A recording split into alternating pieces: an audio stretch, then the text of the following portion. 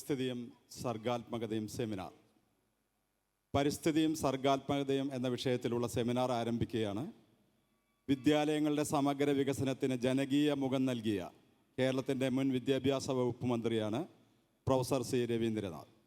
പരിസ്ഥിതിയെ മറക്കാത്ത സുസ്ഥിര വികസനത്തിന് അടിത്തറയൊരുക്കുന്ന സി രവീന്ദ്രനാഥിനെ അധ്യക്ഷ പ്രഭാഷണത്തിനായി സാദരം ക്ഷണിക്കുന്നു. പ്രിയ സുഹൃത്തുക്കളെ, വളരെ പ്രധാനപ്പെട്ട ഒരു വിഷയമാണ് നമ്മൾ ഇന്നിവിടെ ചർച്ച ചെയ്യുന്നത്. പരിസ്ഥിതിയും സർഗാത്മകതയും. ഈ വിഷയം ജീവിതത്തിൻ്റെ എല്ലാ മേഖലകളുമായി ബന്ധപ്പെട്ട് കിടക്കുന്നതാണ്. അതുകൊണ്ട് തന്നെ സമഗ്രമായിട്ടുള്ള ഒരു ചർച്ചയാണ് യഥാർത്ഥത്തിൽ ഇവിടെ ആവശ്യം. ആമുഖം എന്ന രീതിയിൽ 1-2 വാചകങ്ങൾ മാത്രമേ ഞാൻ സൂചിപ്പിക്കുന്നുള്ളൂ. പ്രഗത്ഭരായ 3 പേർ ഈ വിഷയത്തിൽ കൂടുതൽ സംസാരിക്കും. നമുക്കറിയാം, പരിസ്ഥിതി എന്നത് മനുഷ്യൻ എന്നും അന്വേഷിച്ചു കൊണ്ടിരിക്കുന്ന ഒരു സമസ്യയാണ്. പരിസ്ഥിതിയിലേക്കുള്ള അന്വേഷണം എന്ന് പറഞ്ഞാൽ സൂക്ഷ്മതയിലേക്കുള്ള അന്വേഷണമാണ്. പരിസ്ഥിതിയുടെ സൂക്ഷ്മതയിലേക്ക് എത്തിച്ചേർന്നാൽ നമുക്ക് കാണാൻ കഴിയുന്നത് സന്തുലനം എന്ന ആശയം ആണ്. ഇംഗ്ലീഷിൽ അതിന് ഈക്വിലിബ്രിയം എന്ന് പറയും. മറ്റൊരു ഭാഷയിൽ പറഞ്ഞാൽ പ്രകൃതി നിലനിൽക്കുന്നത് സന്തുലനത്തിലൂടെയാണ്. സന്തുലനം നേടിയെടുക്കുന്നത് പ്രകൃതിയിലുള്ള വൈവിധ്യങ്ങളിലൂടെയാണ്. അത് ജൈവ വൈവിധ്യമാകാം, അജൈവ വൈവിധ്യമാകാം, സാംസ്കാരിക വൈവിധ്യമാകാം. വൈവിധ്യത്തെ ആസ്പദമാക്കിയിട്ടാണ് സന്തുലനം ഉയർന്നു വരുന്നത്. ആ സന്തുലനം നിലനിർത്തിക്കൊണ്ടാണ് പ്രകൃതി മുന്നോട്ട് പോകുന്നത്. ഭൂമിയെ സംബന്ധിച്ച് അതിൽ സുപ്രധാനമായ പങ്ക് വഹിക്കുന്നത് ജൈവ വൈവിധ്യം തന്നെയാണ്. അതുകൊണ്ട് തന്നെ ജൈവ വൈവിധ്യത്തെ ആസ്പദമാക്കിയിട്ടുള്ള വൈവിധ്യമായ സർഗപ്രക്രിയകളും ഉണ്ടാകും. അതുകൊണ്ട് ഓരോ ജീവിയുടെയും സർഗവാസന യഥാർത്ഥത്തിൽ ആ ജീവി ജീവിച്ചു വരുന്ന പ്രദേശത്തെ സന്തുലനത്തെ ആസ്പദമാക്കിയിട്ടായിരിക്കും.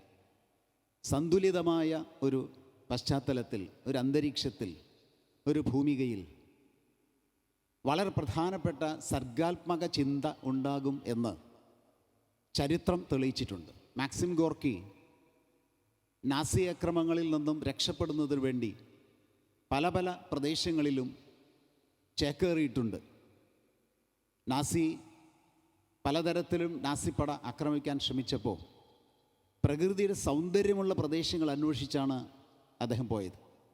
അദ്ദേഹം ഒരിക്കൽ പറഞ്ഞിട്ടുണ്ട്, കാപ്രി എന്ന് പറയുന്ന ഒരു ദ്വീപ്, അവിടെ ഈ ആക്രമണത്തിൽ നിന്ന് രക്ഷപ്പെടുന്നതിന് വേണ്ടി താമസിച്ചപ്പോൾ അദ്ദേഹത്തിൻ്റെ സർഗാത്മകതയ്ക്ക് കൂടുതൽ വികാസമുണ്ടായി എന്ന്. അത്രയും സുന്ദരമാണത്രേ കാപ്രി. കാപ്രിയുടെ സൗന്ദര്യം കണ്ട് ഉന്മത്തനായി എന്ന് മാക്സിം ഗോർക്കി പറഞ്ഞിട്ടുണ്ട്. അത് സന്തുലനത്തിൻ്റെ ഏറ്റവും പ്രധാനപ്പെട്ട ഒരു പ്രതിഫലനമോ പ്രതിബിംബമോ ആണ്. ആ പ്രദേശത്തിൻ്റെ ഭംഗി തന്നെ ഉന്മത്തനാക്കുന്നു എന്ന് പറയുമ്പോൾ ആ പ്രദേശത്തിൻ്റെ ഭംഗി എത്ര കണ്ടുണ്ടായിരിക്കുമെന്ന് ഏകദേശം മനസ്സിലായിട്ടുണ്ടാവും.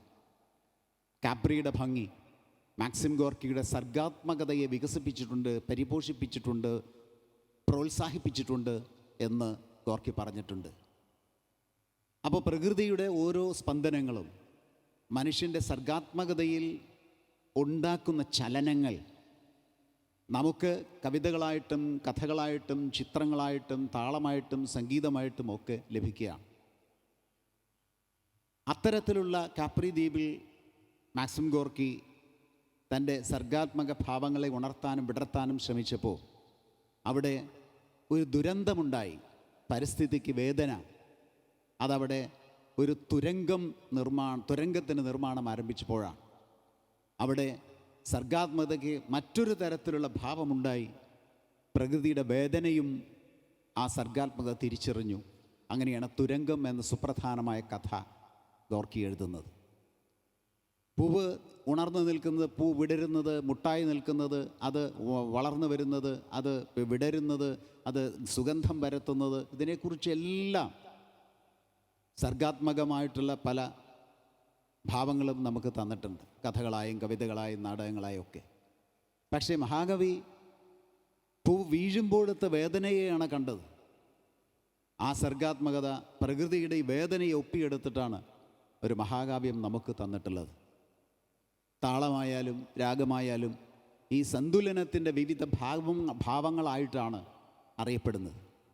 കലാകാരൻ പ്രകൃതിയുടെ വിവിധ ഭാവങ്ങളെ തൻ്റെ പലതരത്തിലുള്ള, ചിലർ കണ്ഠത്തിലൂടെ, ചിലർ കയ്യിലൂടെ, ചിലർ കണ്ണിലൂടെ ആ ഭാവങ്ങൾ നമുക്ക് പകർന്നു തന്ന് പ്രകൃതിയുടെ പലതരത്തിലുള്ള സ്പന്ദനങ്ങൾക്കൊപ്പം നമ്മുടെ മനസ്സിനെയും ചലിപ്പിക്കുവാൻ ശ്രമിക്കുമ്പോഴാണ് കലാകാരൻ മനസ്സിൽ എപ്പോഴും നിറഞ്ഞ് നിൽക്കുന്നത്.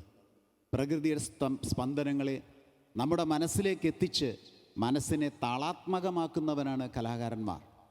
അതുകൊണ്ട് സർഗശേഷിയും സർഗപ്രക്രിയയും എല്ലാം പ്രകൃതിയുടെ ഏറ്റവും സൂക്ഷ്മാവസ്ഥയിലുള്ള സന്തുലനവുമായി ബന്ധപ്പെട്ടാണ് നിൽക്കുന്നത് എന്ന് നമുക്കെല്ലാം തിരിച്ചറിയാൻ പറ്റും. അത്തരത്തിൽ ഈ ബന്ധം കൂടുതൽ കൂടുതൽ വളർത്തിയെടുക്കുന്നതിന് വേണ്ടി പ്രകൃതിയിലേക്കുള്ള അന്വേഷണം കൂടുതൽ ശക്തമാക്കണം. അതെത്ര കണ്ട് തീക്ഷ്ണമാകുന്നു, എത്ര കണ്ട് ഗംഭീരമാകുന്നുവോ, വലുതാകുന്നുവോ, വളർന്നു വരുന്നുവോ, അത്ര കണ്ട് സർഗാത്മകതയിലും മാറ്റമുണ്ടാകും. അതിനെ വേദനിക്കുമ്പോൾ ആ സന്തുലനം തകരുവാനുള്ള, അല്ലെങ്കിൽ തകർക്കാൻ സാധിക്കില്ല, അത് മറ്റൊരു ശാസ്ത്രമാണ്. എങ്കിലും അതിനെ വേദനിപ്പിക്കാൻ ശ്രമിക്കുമ്പോൾ അതും സർഗാത്മകതയിൽ മാറ്റമുണ്ടാക്കും. അതുകൊണ്ട് ഈ വിഷയം വളരെ ആഴത്തിൽ, വളരെ വിശദമായി ചർച്ച ചെയ്യപ്പെടേണ്ടതുണ്ട്. അതുകൊണ്ടാണ് ഈ ഉത്സവത്തിൽ, ഈ സാഹിത്യോത്സവത്തിൽ വിഷയം ഉൾപ്പെടുത്തിയിട്ടുള്ളത്. വളരെ പ്രധാനപ്പെട്ട 3 പേരാണ് ഈ വിഷയത്തിൽ ചർച്ചയ്ക്ക് വരുന്നത്. ശ്രീ രാമചന്ദ്രനെ ആദ്യമായി ഈ വിഷയം അവതരിപ്പിക്കുവാൻ ക്ഷണിക്കുന്നു. നമസ്കാരം. മാഷ് വിഷയം അവതരിപ്പിച്ചു കഴിഞ്ഞു. ഞാനതിനെ തുടർന്ന് സംസാരിക്കുന്നേ ഉള്ളൂ. പരിസ്ഥിതിയും സർഗാത്മകതയും തമ്മിലുള്ള ഒരു ബന്ധത്തെക്കുറിച്ച് ഗോർക്കിയുടെ ഒരനുഭവവും ആയിട്ട് ബന്ധപ്പെടുന്നുകൊണ്ട് മാഷ് അവതരിപ്പിച്ചു കഴിഞ്ഞു. അപ്പോൾ ഇത് സത്യത്തിൽ പരിസ്ഥിതി എന്ന് പറയുന്നത് പ്രകൃതി മാത്രമല്ല. എന്നുവെച്ചാൽ ഒരു ഭൂവിഭാഗം കണ്ടിട്ടോ എന്തൊരു മനോഹരമായ പ്രകൃതി എന്നിങ്ങനെ പറയാറുണ്ട്. ഈ പ്രകൃതി കണ്ടു കഴിഞ്ഞാൽ കവിത എഴുതാൻ തോന്നും എന്നൊക്കെ ആൾക്കാർ പറയും. അപ്പം അങ്ങനെ സൗന്ദര്യമുള്ള പ്രകൃതി, ഭൂപ്രകൃതി മാത്രമല്ല പരിസ്ഥിതി എന്ന് നമുക്കൊക്കെ അറിയാം. ഇത് ഒരു ആവാസ വ്യവസ്ഥയെ കൂടി ഉൾക്കൊള്ളുന്ന നമ്മുടെ അന്തരീക്ഷം മൊത്തത്തിലാണ്, ഒരു സമഗ്രമായിട്ട് എടുക്കുമ്പോഴാണ് അതൊരു പരിസ്ഥിതി എന്ന് നമുക്ക് പറയാവുന്നത്. അങ്ങനെ ഒരു വിവേകം ഉണ്ടാവുക എന്നുള്ളതാണ് ഇതിലെ ഒരു കാര്യം. പാരിസ്ഥിതികമായ ഒരു വിവേകം എന്ന് പറയും. അതാണ് നമ്മുടെ സർഗാത്മകതയെ പ്രചോദിപ്പിച്ചിട്ടുള്ളത്. അല്ലാതെ കേവലം ഭംഗി മാത്രമല്ല, പരിസ്ഥിതിക്ക് ഏൽക്കുന്ന ഭംഗികൾ പോലെ തന്നെ കലാകാരന്മാരെ, എഴുത്തുകാരെ ഒക്കെ പ്രകോപിപ്പിക്കുകയും പ്രചോദിപ്പിക്കുകയും ചെയ്യുന്നതാണ്. സംഗീതത്തിൽ പോലും ഉണ്ട്. ചില രാഗങ്ങൾ ചില അവസ്ഥയിൽ മാത്രമേ ശോഭിക്കുകയുള്ളൂ എന്ന് പറയാറുണ്ട്. അത് വാക്കുകൾക്കും വർണ്ണങ്ങൾക്കും നൃത്തങ്ങൾക്കും ഒക്കെ ബാധകമാണ്. അങ്ങനെ ഒരു പരിസ്ഥിതിയെക്കുറിച്ച് കുറച്ചുകൂടി എന്താ പറയുക, ഒരു സമഗ്രമായ ഒരു ആലോചനയാണ് വേണ്ടത് എന്നാണ് തോന്നുന്നത്. അതിൽ തന്നെ അതിനെ ശാസ്ത്രദൃഷ്ടിയെ സമീപിക്കാം, വികസനത്തിൻ്റെ കാഴ്ചപ്പാട് വെച്ച് സമീപിക്കാം, അങ്ങനെ പല രീതിയിലും സമീപിക്കാം. ഞാൻ സാഹിത്യവുമായി ബന്ധപ്പെട്ട എൻ്റെ അനുഭവങ്ങളിൽ ഊന്നിക്കൊണ്ടുള്ള ചില കാര്യങ്ങൾ പറയാനാണ് ആഗ്രഹിക്കുന്നത്. അതും സാഹിത്യത്തിലെ എല്ലാ ശാഖകളുമായി ബന്ധപ്പെട്ട കാര്യങ്ങൾ എനിക്ക് പറയാൻ പരിമിതിയുണ്ട്. എൻ്റെ അനുഭവം എന്ന് പറയുന്നത്, ഞാൻ കവിതയുമായി ബന്ധപ്പെട്ട് അല്ലെങ്കിൽ കവിത എഴുതുകയും അത് പഠിക്കുകയും പഠിപ്പിക്കുകയും ഒക്കെ ചെയ്യുന്ന ഒരാളായതുകൊണ്ട് മലയാളത്തിലെ ഈ ഒരു അനുഭവത്തെ, കവിതയുമായി ബന്ധപ്പെട്ട ഒരു പാരിസ്ഥിതിക വിവേകത്തെക്കുറിച്ചും പാരിസ്ഥിതിക ഉത്കണ്ഠയെക്കുറിച്ചുമാണ് ഞാൻ സംസാരിക്കാൻ ആഗ്രഹിക്കുന്നത്. ഞാൻ എൻ്റെ കവിതകൾ വരുന്നത് 90കളുടെ തുടക്കം മുതൽ ഞാൻ എഴുതുന്ന കവിതകളിൽ പലപ്പോഴും ഈ പാരിസ്ഥിതികമായ ഉത്കണ്ഠകളുണ്ട് എന്ന് ആ, പല നിരൂപകരും അല്ലെങ്കിൽ എഴുത്തുകാരും പറയാറുണ്ട്. മാമ്പഴക്കാലം, അല്ലെങ്കിൽ കാറ്റേ കടലേ, അല്ലെങ്കിൽ ലളിതം, പട്ടാമ്പിപ്പുഴ മണലിൽ, ഇങ്ങനെ കുറേ കവിതകൾ ഞാൻ എഴുതിയിരുന്നു. അപ്പോൾ ഇതൊക്കെ 90കളിലാണ് ഞാൻ എഴുതുന്നത്. 90കൾ പൊതുവേ വലിയ മാറ്റങ്ങളുടെ ഒരു കാലഘട്ടമായിരുന്നു.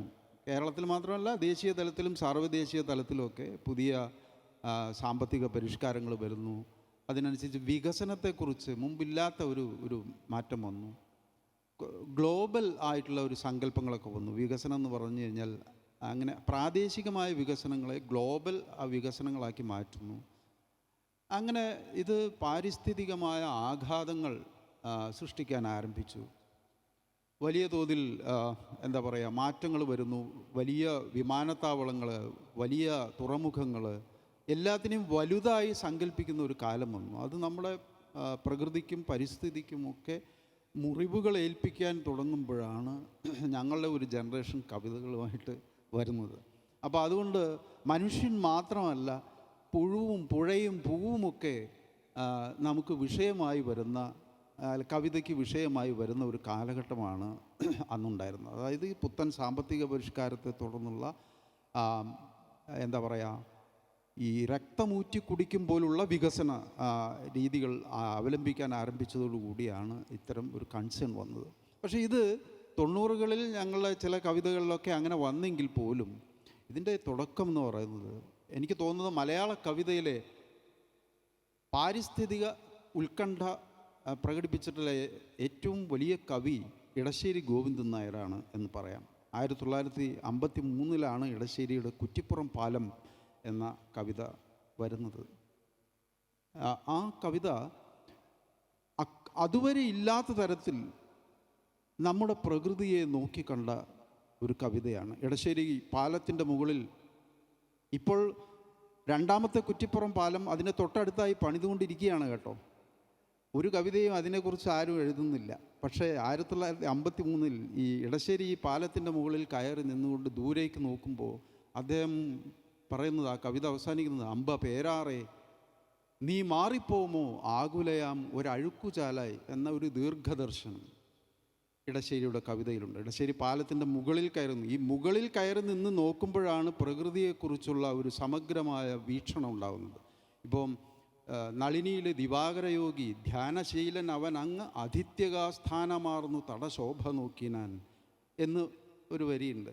അപ്പോൾ അതുപോലെ ഉയർന്ന ഇതിൽ നിന്ന് ഇപ്പോൾ ബഷീറിൻ്റെ ബാല്യകാല സഖിയിലെ മജീദ് ഈ ഒന്നും ഇമ്മിണി വലിയ ഒന്നാണ് എന്ന് പറഞ്ഞപ്പോൾ മാഷ് ചോദിച്ചു, രണ്ടല്ലേ, നിനക്ക് എങ്ങനെയാ അത്, ഒന്നും രണ്ടല്ലേ, എങ്ങനെ ഇമ്മിണി വലിയ ഒന്ന്? അപ്പം മജീദ് പറയുന്നത്, ഞാൻ എൻ്റെ കണ്ണുകൊണ്ട് കണ്ടതാണ്. അതെങ്ങനെ കണ്ടു നീ? ഞാൻ വലിയ ഒരു പുളിമരത്തിൻ്റെ കൊമ്പത്തിരുന്ന് നോക്കുമ്പോൾ 2 അരുവികൾ ചേർന്നിട്ട് വലിയ ഒരു നദിയായി പോകുന്നു. അപ്പോൾ അവൻ്റെ കണ്ണുകൊണ്ട് കൊണ്ട ഒരു യാഥാർത്ഥ്യമാണ് ഒന്നും ഇമ്മിണി വലിയ ഒന്ന് എന്ന ഉത്തരം. മാഷക്ക് അത് കാണാൻ കഴിയില്ല, മാഷ് താഴെയാണ് നിൽക്കുന്നത്. അപ്പോൾ ഈ അധിത്യകാസ്ഥാനമാർന്ന് നോക്കുമ്പോൾ മാത്രമാണ് സമഗ്രമായ ഒരു ചിത്രം കിട്ടുന്നത്. ഇടശ്ശേരി ഗോവിന്ദൻ നായർക്ക് കിട്ടിയത് പാലത്തിൻ്റെ മുകളിൽ കയറി നിന്നുകൊണ്ടുള്ള ഒരു സമഗ്ര അവബോധമാണ്.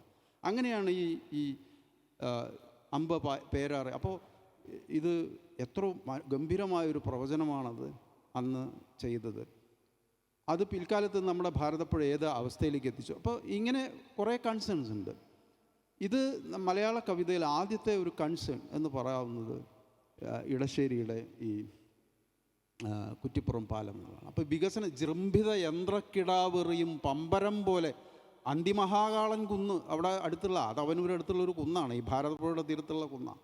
ആ കുന്നിനെക്കുറിച്ച് പറയുന്നത് ജൃംഭിത യന്ത്രക്കിടാവെറിയും പമ്പരം പോലെ കറങ്ങി നിൽക്കുമെന്ന് ഈ കുന്നിനെ വർണ്ണിക്കുന്നുണ്ട് ഭാവിയിൽ. അപ്പോൾ ഇത്തരത്തിൽ ഉള്ള കുന്നും പ്രകൃതിയും ഒക്കെയുള്ള അതിനെക്കുറിച്ചുള്ള കൺസേൺ ഇടശ്ശേരി മാത്രമല്ല മലയാളത്തിലെ എല്ലാ കവികളും പ്രകടിപ്പിച്ചിട്ടുണ്ട്. ഒരു പക്ഷേ പാരിസ്ഥിതിക വിവേകം മറ്റാർക്കും ഉണ്ടാകുന്നതിന് മുമ്പ് എഴുത്തുകാരും കവികളുമാണ് ഉയർത്തിയിട്ടുള്ളത് എന്നും നമുക്ക് കാണാൻ കഴിയും. ഈ സമീപകാലത്ത് ചില വികസനത്തെക്കുറിച്ചുള്ള വിവാദങ്ങളിലൊക്കെ തന്നെ വന്നിട്ടുള്ളത് നമ്മുടെ കവിതകളാണ്. സുഗതകുമാരി ടീച്ചറെ ആക്ഷേപിക്കുക വരെ ഉണ്ടായിട്ടുണ്ട്. വികസനത്തെ സങ്കല്പത്തിൽ ടീച്ചർ പാരിസ്ഥിതികമായ വിവേകം ഉയർത്തിപ്പിടിക്കണമെന്ന് പറഞ്ഞ സമയത്ത് വളരെ എന്താ പറയുക, മോശപ്പെട്ട രീതിയിൽ തന്നെ വിമർശനങ്ങൾ കവികൾ ഏറ്റുവാങ്ങേണ്ടിയും വന്നിട്ടുണ്ട്. അപ്പോൾ ഇത് മുൻകൂട്ടി കണ്ട ഒരാളാണ് ഇടശ്ശേരി എന്നാണ് ഞാൻ പറയുന്നത്. പിന്നെ മറ്റൊരു കാര്യം, ഞാനൊരു കാര്യം കൂടെ പറഞ്ഞിട്ട് എൻ്റെ ഒരു കവിതയുമായി ബന്ധപ്പെടുത്തിയിട്ട് പറയുകയാണ്. ഞാൻ കാറ്റേ കടലേ എന്ന ഒരു കവിത എഴുതിയിട്ടുണ്ടായി. കുട്ടികൾക്കൊക്കെ പഠിക്കാനൊക്കെ ഉണ്ടായിരുന്നു അത്. അപ്പം അതിൽ ആ കവിത തുടങ്ങുന്നത് ഉമ്മറത്തിരിക്കുന്ന കിണ്ടി, രാത്രിയിൽ ഉമ്മറത്ത് വെച്ച കിണ്ടി പുലർച്ചയ്ക്ക് കാണാതായതുപോലെ, കളവ് പോയതുപോലെ ഒരു കുന്ന് അപ്രത്യക്ഷമായി എന്ന് പറഞ്ഞുകൊണ്ടാണ് ആ കവിത ആരംഭിക്കുന്നത്. അപ്പോൾ നമ്മുടെ നാട്ടിലൊക്കെ എങ്ങനെയാണെന്ന് വെച്ചാൽ വഴി നടന്നു വരുന്ന ആൾക്കാർക്ക് കാല് കഴുകാനുള്ള വെള്ളം നമ്മൾ കിണ്ടിയിൽ ഉമ്മറത്ത് വയ്ക്കാറുണ്ട്. അത് കളവ് പോയതുപോലെ ഒരു കുന്ന് അപ്രത്യക്ഷമായി എന്ന് പറഞ്ഞുകൊണ്ടാണ് ആ കവിത തുടങ്ങുന്നത്. അപ്പം ഇതിനെക്കുറിച്ച് എനിക്ക് ഒരുപാട് നല്ല അഭിപ്രായങ്ങളും ആ കവിത കിട്ടിയിട്ടുണ്ട്, ചില വിമർശനങ്ങളും കിട്ടിയിട്ടുണ്ട്. അതിലൊരു വിമർശനം എന്ന് പറയുന്നത്, ഈ കിണ്ടിയൊക്കെ ഉമ്മറത്ത് വയ്ക്കുന്നത് ഒരു കിണ്ടി ഒരു സവർണ ഇമേജാണ്. അപ്പോൾ അത് സമ്പന്നവും സവർണവുമായിട്ടുള്ളൊരു കാഴ്ചപ്പാടാണ്, കിണ്ടി കളവ് പോകുന്നത് പോലെ എന്നുള്ളതിനെക്കുറിച്ചൊക്കെ ചില വിമർശനങ്ങൾ വന്നു. പക്ഷേ ഒരു യോഗത്തിൽ ഒരു സഹൃദയൻ അതിനെ ന്യായീകരിച്ചുകൊണ്ട് സംസാരിച്ചത് എനിക്ക് ഇഷ്ടപ്പെട്ടു. അദ്ദേഹം പറഞ്ഞത് എന്താ വെച്ചാൽ, കിണ്ടി എന്ന് പറയുന്നത് പ്രകൃതിയിലെ കുന്നുകൾ പോലെ തന്നെയാണ്. കുന്നുകളും വയലുകളും. ഇപ്പം ഞാൻ താമസിക്കുന്നത് മലപ്പുറം ജില്ലയിലെ എടപ്പാളിനടുത്തുള്ള വട്ടംകുളം എന്ന് പറയുന്നൊരു പഞ്ചായത്തിലാണ്. ഈ വട്ടംകുളം പഞ്ചായത്തിൻ്റെ ഒരു പ്രത്യേകത എന്താണെന്ന് വെച്ചാൽ, ഒരുപാട് കുന്നുകളും കുറേ താഴ്വരകളുമുണ്ട്. ഈ താഴ്വരകളിലൊക്കെ വയലാണ്, നെൽകൃഷിയുണ്ട്, പിന്നെ കുന്നുകളുണ്ട്. അപ്പോൾ ആ കുന്നുകളുടെ പേരൊക്കെ ഞാൻ ആ കവിതയിൽ പറയുന്നുണ്ട്. പന്തലംകുന്ന്, പൂത്രക്കുന്ന്, പുളിയാറക്കുന്ന്, പറക്കുന്ന് എന്നൊക്കെ പറഞ്ഞ് കുറേ കുന്നുകളുടെ ലിസ്റ്റ് അതിൽ പറയുന്നുണ്ട്. അപ്പോൾ ഇതെല്ലാം ഈ റോഡ് പണിക്ക് വേണ്ടിയിട്ട് ഈ കുന്നുകളെല്ലാം ഇടിച്ച് ലോറിയിൽ കയറി പോകുന്നതാണ് ആ കവിതയിലെ പ്രമേയം. അപ്പോൾ ഇയാൾ പറഞ്ഞത് എന്താ വെച്ചാൽ, ഈ കുന്നുകൾ ചെയ്യുന്നൊരു ധർമ്മം, വർഷകാലത്ത് മഴ പെയ്താൽ വയലിൽ വെള്ളം ഉണ്ടാവും. ഈ വെള്ളത്തെ മുഴുവൻ ഈ കുന്നുകൾ മുകളിലേക്ക് വലിച്ചെടുക്കും. എന്തോ ഒരു ആക്ഷൻ, കാപ്പിലറി ആക്ഷൻ എന്തോ അല്ലേ, വെള്ളം അതിൻ്റെ സുഷിരങ്ങളിലേക്ക് വലിച്ചെടുക്കും. ഇപ്പോൾ നമ്മൾ വിളക്കിലൊരു തിരി ഇട്ട് കഴിഞ്ഞാൽ, ഉണങ്ങിയ തിരി വെച്ച് കഴിഞ്ഞാൽ ഈ എണ്ണ അതിലേക്ക് കയറി പോകുന്നത് പോലെ വർഷകാലത്ത് വയലിലെ വെള്ളം കുന്ന് വലിച്ച് മുകളിലേക്ക് എടുക്കുകയും വേനൽക്കാലത്ത് കൊടും വരൾച്ച ഉണ്ടാകുന്ന സമയത്ത് ഈ വെള്ളം താഴേക്ക് ഇറക്കി വിടുകയും ചെയ്യും. അങ്ങനെ നോക്കുമ്പോൾ ഒരു ജലസംഭരണിയാണ്, പ്രകൃതിയുടെ ജലസംഭരണിയാണ് ഈ കിണ്ടി. മാത്രമല്ല എന്തൊരു മനോഹരമായ ഒരു പാത്രമാണ് കിണ്ടി. അതിനൊരു വാലും ഒക്കെ ആയിട്ട് അതിന് കമിഴ്ത്തി വെച്ചാൽ ഗണപതി പോലെ ഇരിക്കും, ഒരു തുമ്പിക്കൈയൊക്കെ. അപ്പോൾ അത്രയും കൗതുകകരവും ഒരു സൗന്ദര്യാത്മകമായ ഒരു പാത്രമായിട്ടാണ് എനിക്ക് തോന്നിയത്. ഒരു പക്ഷേ ആദ്യത്തെ പ്ലംബിംഗ് മലയാളി കണ്ടുപിടിച്ച ഒരു പ്ലംബിംഗ് മെറ്റീരിയൽ, ഒരു ടാങ്കും ഒരു പൈപ്പും ഒരു കണ്ടെയ്നർ ആണ് കിണ്ടി. അപ്പോൾ ഇത് പറഞ്ഞു. അപ്പോൾ എനിക്കത് തോന്നി, അതൊരു ശരിയാണല്ലോ അങ്ങനെ ഒരു. അപ്പോൾ ആ കുന്നുകളാണ് നമ്മൾ ഇടിച്ച് നിരപ്പാക്കി വലിയ റോഡ് പണിക്ക് പോകുന്നത് എന്നാണ് ആ കവിതയിലെ പ്രമേയം. അപ്പം ഞാൻ വേറൊരു കാര്യം ചിന്തിച്ചു. ഈ JCBകൾ കുന്ന് മാന്തുന്നു, ലോറിയിലേക്ക് തട്ടുന്നു ഇങ്ങനെ. അപ്പോൾ ഈ ABT എന്ന് പറഞ്ഞിട്ടൊരു പാർസൽ സർവീസ് ഉണ്ടായിരുന്നു പണ്ട്. അതിൻ്റെ എംബ്ലം എന്താണെന്ന് ചോദിച്ചു കഴിഞ്ഞാൽ ഹനുമാനാണ്. ഇങ്ങനെ വലത് കൈപ്പത്തിയിൽ ഒരു പർവ്വതം എടുത്തിട്ട് ഇങ്ങനെ വായുവിലൂടെ പോകുന്ന ഒരു ഹനുമാനാണ്. എന്ന് പറഞ്ഞാൽ നിങ്ങളുടെ ഏത് സാധനങ്ങളും നിങ്ങളെ ഒരു ആദ്യത്തെ കൊറിയറാണ്. പിന്നെ നിങ്ങളെ ആ കൺസൈൻമെൻറ്റ് നിങ്ങളെ കൃത്യമായ സ്ഥലത്ത് എത്തിച്ചു കൊടുക്കുന്നുള്ള ഒരു ഉറപ്പാണത് ഹനുമാൻ. അപ്പോൾ അതെന്താണെന്ന് വെച്ചാൽ രാമായണത്തിലൊരു കഥയാണ്. രാമരാവണ യുദ്ധം, ലങ്കയിൽ വെച്ച് യുദ്ധം നടക്കുന്ന സമയത്ത് ഈ രാമൻ്റെ വാനര സൈന്യം മുഴുവൻ പിന്നെ ഇന്ദ്രജിത്തിൻ്റെ ആരുടെയോ എനിക്ക് പെട്ടെന്ന് ഓർമ്മ വരുന്നില്ല, ഈ മോഹാസ്ത്രം ഏറ്റിട്ട് വീണ് കിടക്കുകയാണ്. അപ്പോൾ അവരെ ജീവിപ്പിക്കണമെങ്കിൽ ഈ മൃതസഞ്ജീവിനി കൊണ്ടുവരണം. അങ്ങനെ ഹനുമാനെ നിയോഗിക്കുകയാണ്. ഹനുമാൻ ഈ മൃതസഞ്ജീവിനിയുള്ള പർവ്വതത്തിലെത്തുകയും ഇത് കണ്ടുപിടിക്കാൻ അങ്ങോർക്ക് അറിയില്ല. അപ്പോൾ ഹനുമാൻ ഈ പർവ്വതം മൊത്തം കൂടെ എടുത്തിട്ട് കൊണ്ടുവരിക, എന്നിട്ട് പിന്നെ യുദ്ധത്തിൻ്റെ സ്ഥലത്ത് കൊണ്ടുവന്ന് അതിൽ നിന്ന് ഈ മൃതസഞ്ജീവിനി എടുക്കുന്നു, സഞ്ജീവിനി ഔഷധം പിഴിഞ്ഞ് ഇവരൊക്കെ കൊടുക്കുന്നു, ഇവരെയൊക്കെ ജീവിപ്പിക്കുന്നു. അത് കഴിഞ്ഞിട്ട് ഹനുമാൻ ഈ പർവ്വതം എടുത്തിട്ട് അവിടെ തന്നെ കൊണ്ടുപോയി വെക്കുന്നുണ്ട്. അത് രാമായണത്തിൽ പറയുന്നുണ്ട്. പക്ഷെ നമ്മളാരും അത് ശ്രദ്ധിക്കാറില്ല. എല്ലാവരും പറയുന്നത് ഹനുമാൻ ഇതും ABT പാർസൽ സർവീസിന് ഇത്രേ ആവശ്യമുള്ളൂ, അല്ലെങ്കിൽ ഈ പർവ്വതത്തെ കൊണ്ടുവരുന്നത് മാത്രമേ ഉള്ളൂ. പക്ഷേ ഈ സാധനം അയാൾ തിരിച്ച് അവിടെ, ഇതാണ് സസ്റ്റൈനബിൾ ഡെവലപ്മെൻറ്റിനെ കുറിച്ചുള്ള ഒരു വലിയൊരു സങ്കല്പമുണ്ട് അതിനകത്ത്. നമ്മൾ പ്രകൃതിയിൽ നിന്ന് ഈ പർവ്വതത്തെ എടുത്ത് മാറ്റുക മാത്രമല്ല, അതിൻ്റെ ആവശ്യം കഴിഞ്ഞാൽ തിരിച്ച് അവിടെ തന്നെ കൊണ്ടുവയ്ക്കുന്നു എന്നുള്ളത്. അതിനെയാണ് ഈ സുസ്ഥിര വികസനത്തെക്കുറിച്ചുള്ള, അത് നമ്മളൊന്ന് എടുക്കുന്നുണ്ടെങ്കിൽ തിരിച്ച് കൊടുക്കുന്നതിന് വേണ്ടിയുള്ള ഒരു കാര്യം കൂടെ ഉണ്ട്. അപ്പോൾ ഇങ്ങനെ ഒരു പാരിസ്ഥിതികമായ അവബോധം ഇതിഹാസങ്ങൾ തൊട്ട്, ഇതിഹാസകാരന്മാർ തൊട്ട് നമ്മൾ നാടോടിപ്പാട്ടിലായാലും ഫോക്ലോറിലായാലും തെയ്യങ്ങളിലായാലും എല്ലാ കലകളും സാഹിത്യത്തിലും ഒക്കെ എടുത്ത് നോക്കിക്കോളൂ. പാരിസ്ഥിതികമായ വിവേകമാണ് പിൽക്കാലത്തേക്ക് ഈ രചനകളെ അനശ്വരമാക്കി നിലനിർത്തുന്നത് എന്നുള്ള ഒരു സംഗതി കാണാൻ കഴിയും. ഇതെൻ്റെ ഒരു അനുഭവത്തിൽ നിന്നുള്ള ചെറിയൊരു കാര്യം പങ്കുവെച്ചു എന്നേ ഉള്ളൂ. Thank you. അടുത്തതായി ഈ TP കുഞ്ഞിക്കണ്ണൻ മാഷ്.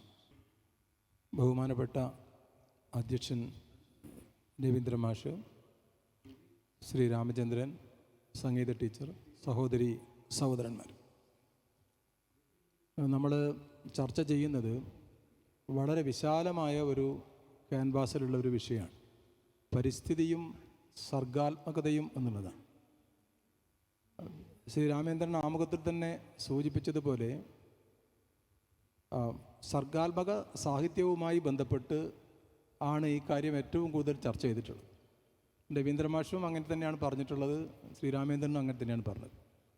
ഞാൻ സർഗാത്മക സാഹിത്യത്തിൽ ആ രൂപത്തിൽ ധാരണയുള്ള ഒരാളല്ല, വായിക്കലൊക്കെ ഉണ്ട് എന്നുള്ളത് മാത്രമേ ഉള്ളൂ. ഞാൻ എൻ്റെ പഠിപ്പ് കൊണ്ടും പ്രവർത്തനം കൊണ്ടും ഒരു സാമൂഹ്യ ശാസ്ത്ര വിദ്യാർത്ഥിയാണ്. ആ നിലയ്ക്ക് ഒരു അർത്ഥശാസ്ത്ര തലത്തിൽ നിന്നുകൊണ്ട്, ഒരു പൊളിറ്റിക്കൽ ഇക്കോണമി പെർസ്പെക്റ്റീവിൽ നിന്നുകൊണ്ട് ഈ പ്രശ്നത്തെ കാണാനാണ് ഞാൻ ശ്രമിക്കുന്നത്. അതുകൊണ്ട് ഞാൻ എൻ്റേതായിട്ടുള്ള ഒരു കള്ളി വരച്ചിട്ടാണ് സംസാരിക്കുന്നത്. അത് ആ ഭാഗവും കൂടി ചർച്ച ചെയ്യേണ്ടതാണെന്നാണ് എൻ്റെ അഭിപ്രായം. സർഗാത്മകതയ്ക്ക് ഇംഗ്ലീഷിൽ നമുക്ക് യഥാർത്ഥത്തിൽ ഉണ്ടാകുന്ന തർജ്ജമ ക്രിയേറ്റീവായിട്ടുണ്ടാകുന്ന കാര്യങ്ങൾ എന്തിനൊക്കെയാണ്. പക്ഷേ അതിന് ഇന്നൊവേഷൻ എന്ന് പറയുന്ന ഒരു രീതിയിലും അതിനെ കാണാമെന്നുള്ളതാണ് എൻ്റെ അഭിപ്രായം. അപ്പോഴാണത് ഒരു സാമൂഹ്യ ശാസ്ത്രവുമായിട്ടത് കൂടുതലായിട്ട് ബന്ധപ്പെട്ട് വരുന്നത്. അതുകൊണ്ട് തന്നെ ഒരു വികസനത്തിൻ്റെ തലത്തിൽ നിന്നുകൊണ്ട് പരിസ്ഥിതിയെ നോക്കിക്കാണുന്നതിന് വേണ്ടിയിട്ടുള്ള, അല്ലെങ്കിൽ അത് തമ്മിലുള്ള ബന്ധത്തെക്കുറിച്ചിട്ടുള്ള ഒരു അർത്ഥശാസ്ത്രതല പരിശോധനയാണ് ഒരു ചെറിയ സമയം കൊണ്ട് ഞാൻ ചെയ്യാൻ ഉദ്ദേശിക്കുന്നത്. അവിടെ നമ്മൾ പ്രധാനമായിട്ടും വരുന്നത് പരിസ്ഥിതിയും വികസനവും തമ്മിലുണ്ടാകുന്ന ബന്ധത്തെക്കുറിച്ചിട്ടുള്ള ചർച്ചയാണ്. അതാണ് ഇന്ന് ഏറ്റവും കൂടുതൽ നടക്കുന്ന ഒരു ചർച്ച. അതിനൊരു വലിയ രാഷ്ട്രീയ മാനവും ഉണ്ട് എന്നുള്ളതാണ് എൻ്റെ ഒരു സങ്കല്പന, അല്ലെങ്കിൽ എൻ്റെ ഒരു സമീപനം. വളരെ ലളിതമായി പറഞ്ഞാൽ എന്താണ് പരിസ്ഥിതി എന്ന് പറഞ്ഞാൽ, നമ്മൾ ജീവിക്കുന്ന ഇടമാണ് പരിസ്ഥിതി. വികസനം എന്ന് പറയുന്നത് ആ ജീവിക്കുന്ന ഇടത്തിൽ നമ്മൾ ചെയ്യുന്ന പ്രവർത്തനമാണ്. അതാണ് ലളിതമായിട്ട് അതിനെ കാണുന്നത്. നമ്മൾ ജീവിക്കുന്ന സ്ഥലമാണ് നമ്മളെ വീട്, നമ്മുടെ ചുറ്റുപാട്, നമ്മൾ ഇടപെടുന്ന സ്ഥലങ്ങളൊക്കെയാണ് പരിസ്ഥിതി. അവിടെ നമ്മുടെ ഉപജീവനത്തിന് വേണ്ടിയും നിലനിൽപ്പിന് വേണ്ടിയും പലതരത്തിലുള്ള പ്രവർത്തനങ്ങളിൽ ഏർപ്പെടുന്നു. അതാണ് വികസനം. സാധാരണ നിലയിൽ ഇവ തമ്മിൽ ഒരു സംഘർഷത്തിൻ്റെ ആവശ്യമില്ല, കാരണം ഇത് രണ്ടും നടന്നു പോകേണ്ടതാണ്. പക്ഷെ നമ്മൾ നിത്യേന കണ്ടുകൊണ്ടിരിക്കുന്നത് ഇവ തമ്മിലുണ്ടാകുന്ന ഒരു സംഘർഷമാണ്, ഒരു സംഘർഷാത്മകമായിട്ടുള്ള അവസ്ഥയാണ്. അപ്പോൾ അതിനെന്തോ ഒരു കാരണമുണ്ട്. ഇവ തമ്മിലൊരു സമന്വയമില്ലാതെ ഒരു സംഘർഷത്തിലേക്ക് നയിക്കണമെന്നുണ്ടെങ്കിൽ ഈ പരിസ്ഥിതിയും ഈ വികസനവും തമ്മിലുണ്ടാകുന്ന ഒരു ഏറ്റുമുട്ടൽ നടക്കുന്നുണ്ട്. ആ രൂപത്തിൽ ആ ഏറ്റുമുട്ടൽ നടക്കുന്നുണ്ട്. ആ ഏറ്റുമുട്ടലിൽ പലപ്പോഴും വികസനമാണ് വിജയിക്കുന്നത്. അതുകൊണ്ടാണ് ഇത് കൂടുതൽ പ്രശ്നമായ, അല്ലെങ്കിൽ പുതിയ പല തലങ്ങളിൽ ഇത് ചർച്ചയ്ക്ക് വരുന്നത്. അപ്പോൾ എന്തുകൊണ്ടാണ് സംഘർഷം ഉണ്ടാകുന്നത്? എന്തുകൊണ്ടാണ് ഈ സംഘർഷത്തിൽ വികസനം വിജയിക്കാനിടയാകുന്ന സാഹചര്യം? അതിൻ്റെ പ്രധാനപ്പെട്ട കാരണം അതിനൊരു പിന്തുണയുണ്ട്, അതിനൊരു ലാഭവുമായി ബന്ധപ്പെട്ടുകൊണ്ടുള്ള ഒരു പിന്തുണയുണ്ട്. ആ ലാഭത്തെ മുന്നിൽ നിന്ന് പ്രവർത്തിക്കുന്ന ഒരു വ്യവസ്ഥയുടെ പിന്തുണയുണ്ട്. അതൊരു മുതലാളിത്ത വ്യവസ്ഥയാണ്. അപ്പോൾ ഇന്നത്തെ നമ്മളെ ഒരു അല്ലെങ്കിൽ നമ്മൾ ജീവിച്ചുകൊണ്ടിരിക്കുന്ന ഒരു സാഹചര്യത്തിൽ, ഒരു ചുറ്റുപാടിൽ ഈ ജീവിതവും അല്ലെങ്കിൽ നമ്മുടെ പരിസ്ഥിതിയും വികസനവും തമ്മിലൊരു സംഘർഷത്തിൻ്റെ ആവശ്യമില്ലെങ്കിലും ഒരു സംഘർഷം നടക്കുന്നുണ്ട്. ആ സംഘർഷത്തിൻ്റെ അടിസ്ഥാനപരമായ കാരണം ലാഭത്തെ മുൻനിർത്തിയിട്ടുള്ള ഒരു വ്യവസ്ഥിതിക്കകത്ത് നിന്നുകൊണ്ടാണ് ഇത് നടക്കുന്നത്. അതുകൊണ്ട് തന്നെ ഈ ഏറ്റുമുട്ടലിൽ പലപ്പോഴും വിജയിക്കുന്നത് ലാഭവുമായി ബന്ധപ്പെട്ടുകൊണ്ടുണ്ടാകുന്ന കാര്യങ്ങളാണ്, ഒരു വ്യവസ്ഥയാണ് എന്നുള്ളത് കൊണ്ടാണ്. അത് ഞാൻ പറഞ്ഞത്, അവിടെ ഒരു ഇന്നൊവേഷൻസാണ് അവിടെ കൊണ്ടുവരാൻ ശ്രമിക്കുന്നത്. ആ പരിസ്ഥിതിക്കകത്തേക്ക് അത് പല രീതിയിലാവാം. ലാഭം വർദ്ധിപ്പിക്കത്തക്ക രീതിയിലുണ്ടാകുന്ന ഇടപെടലുകളാണ് യഥാർത്ഥത്തിൽ സാമ്പത്തിക ശാസ്ത്രത്തിൽ ഇന്നൊവേഷൻസ് ആയിട്ട് മാറുന്നത്. ഇന്ന് നമ്മൾ ഉപയോഗിച്ചുകൊണ്ടിരിക്കുന്ന ഒരു പരിസ്ഥിതി അല്ലെങ്കിൽ ഒരു പ്രകൃതി വിഭവത്തിന് ഇന്നത്തേതിനേക്കാൾ വ്യത്യസ്തമായ രീതിയിലുള്ള ഒരു ഉപയോഗം കണ്ടെത്താം. അതിൽ നമ്മൾ ഇന്ന് ആ പ്രകൃതി വിഭവത്തിൻ്റെ മുകളിൽ നമ്മൾ ഉപയോഗിച്ചുകൊണ്ടിരിക്കുന്നതിന് വ്യത്യസ്തമായിട്ടുള്ള ഒരു സാങ്കേതിക വിദ്യ ഉപയോഗിക്കാം. ആ പല രീതിയിലുണ്ടാകുന്ന ഇടപെടലുകൾ നടത്തി, ശാസ്ത്രത്തിൻ്റെയും സാങ്കേതിക വിദ്യയുടെയും ഇടപെടലുകൾ നടത്തി പുതിയ ഉൽപ്പാദന രീതികളിലൂടെ, പുതിയ ഉൽപ്പന്നങ്ങൾ ഉൽപ്പാദിപ്പിക്കുന്നതിലൂടെ, പുതിയ സാങ്കേതിക വിദ്യ ഉപയോഗിക്കുന്നതിലൂടെ, പ്രൊഡക്ഷൻ പ്രോസസ്സിൽ മാറ്റം വരുത്തുന്നതിലൂടെ എല്ലാം ഈ ഇന്നൊവേഷൻസിൽ മാറ്റം വരാം. ഈ ഇന്നൊവേഷൻസിന് ഞാൻ ഈ പറഞ്ഞ രീതിയിൽ ലാഭവുമായും ചില വ്യവസ്ഥിതികളുമായും എല്ലാം തന്നെ ബന്ധങ്ങൾ നിലനിൽക്കുന്നു എന്നുള്ളതാണ് ഇതിൻ്റെ പ്രധാനപ്പെട്ട കാര്യം. അതുകൊണ്ട് തന്നെ പരിസ്ഥിതിയും സർഗാത്മകതയും എന്നുള്ള പ്രശ്നം സാമൂഹ്യശാസ്ത്രത്തിൻ്റെ പരിധിയിലേക്ക് വരുമ്പോൾ അത് ജനങ്ങളും തമ്മിലുള്ള ബന്ധവും ജനങ്ങളും പ്രകൃതിയും തമ്മിലുള്ള ബന്ധവുമായി അഭേദ്യമായി കൂടിച്ചേർന്ന് നിൽക്കുന്നു എന്നുള്ളത് നമ്മൾ കാണണം.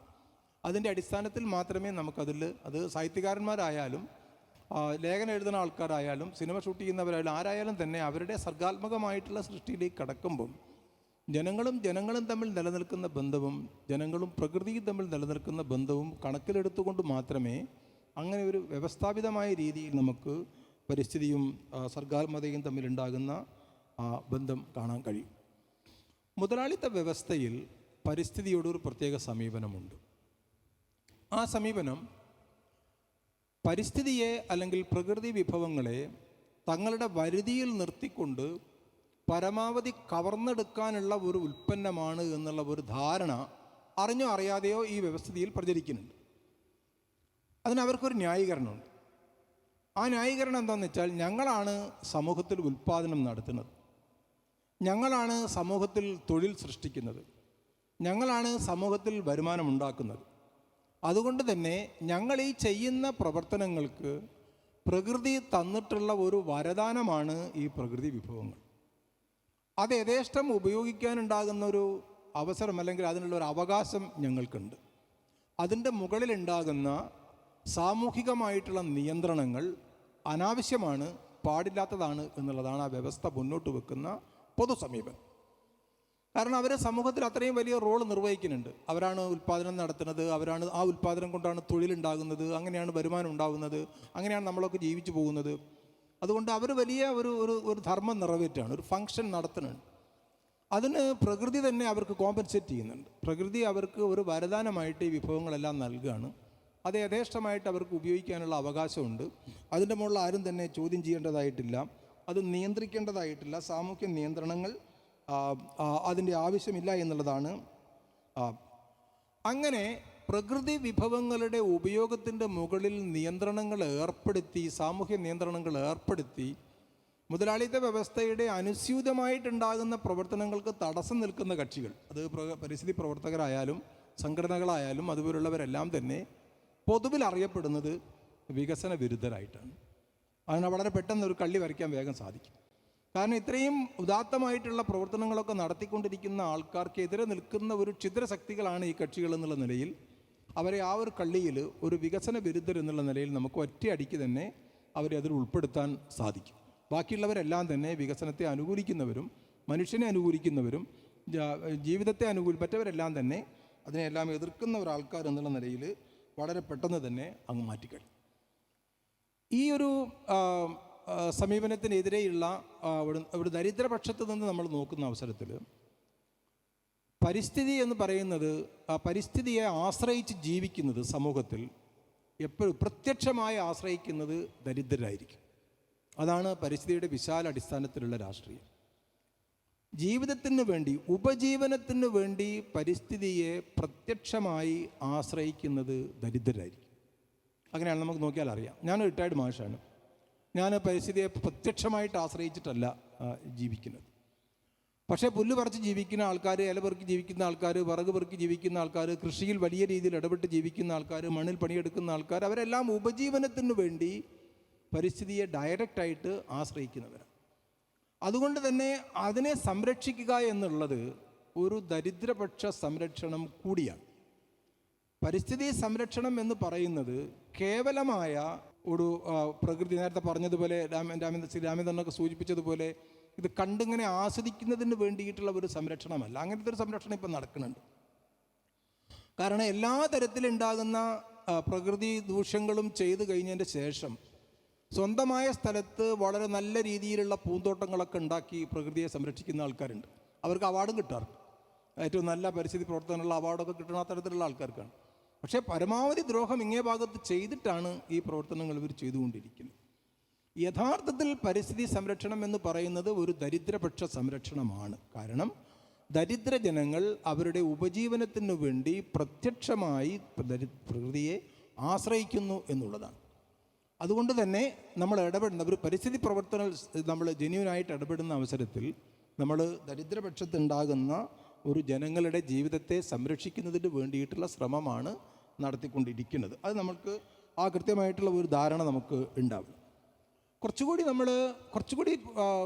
ഒരു അർത്ഥശാസ്ത്ര രീതിയിൽ നമ്മൾ പരിശോധിക്കുന്ന അവസരത്തിൽ ഈ രണ്ടാമത് പറഞ്ഞിട്ടുള്ള കാര്യത്തെ വിപുലപ്പെടുത്താനും, അതായത് പരിസ്ഥിതി സംരക്ഷണം എന്ന് പറയുന്നത് ഒരു ദരിദ്രപക്ഷ സംരക്ഷണമാണ് എന്നുള്ള ആശയത്തെ വിപുലപ്പെടുത്താനും, പരിസ്ഥിതി എന്ന് പറയുന്നത് മുതലാളിമാർക്ക് വരദാനമായി കിട്ടിയിട്ടുള്ള ഒന്നല്ല എന്നുള്ളത് ഉറപ്പിച്ച് പറയാനും ശ്രമിച്ചിട്ടുള്ള സാമൂഹ്യ ശാസ്ത്രജ്ഞൻ മറ്റാരേക്കാളും കാറൽ മാർക്സ് ആണ് എന്നാണ് എനിക്ക് തോന്നിയിട്ടുള്ളത്. ആ കാര്യം നമ്മൾ ഒന്നുകൂടി ഉയർത്തി പറയേണ്ട കാലഘട്ടം ഇന്നുണ്ട് എന്നുകൂടി എനിക്ക് തോന്നുന്നു. കാരണം ഈ രണ്ട് കാര്യങ്ങളെ ഉയർത്തി പറയാനാണ് ശ്രമിച്ചത്. ഒന്ന്, പരിസ്ഥിതി സംരക്ഷണം എന്ന് പറയുന്നത് ഒരു ദരിദ്രപക്ഷ സംരക്ഷണമാണ്.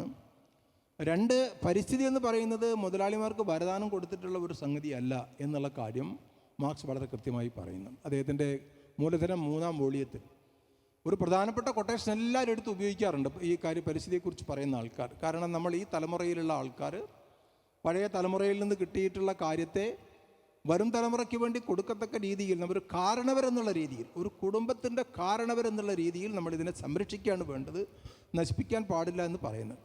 പക്ഷേ പിന്നീട് വളരെ വിശദമായി അദ്ദേഹം ഈ കാര്യം പറയാൻ ശ്രമിക്കുന്നത് പരിസ്ഥിതി എന്ന് പറയും പ്രകൃതി വിഭവങ്ങൾ, അല്ലെങ്കിൽ പ്രകൃതി എന്ന് പറയുന്നത്, അവിടെ പരിസ്ഥിതിയും പ്രകൃതിയും പരസ്പരം ബന്ധപ്പെടുത്തി തന്നെയാണ് പറയുന്നത്.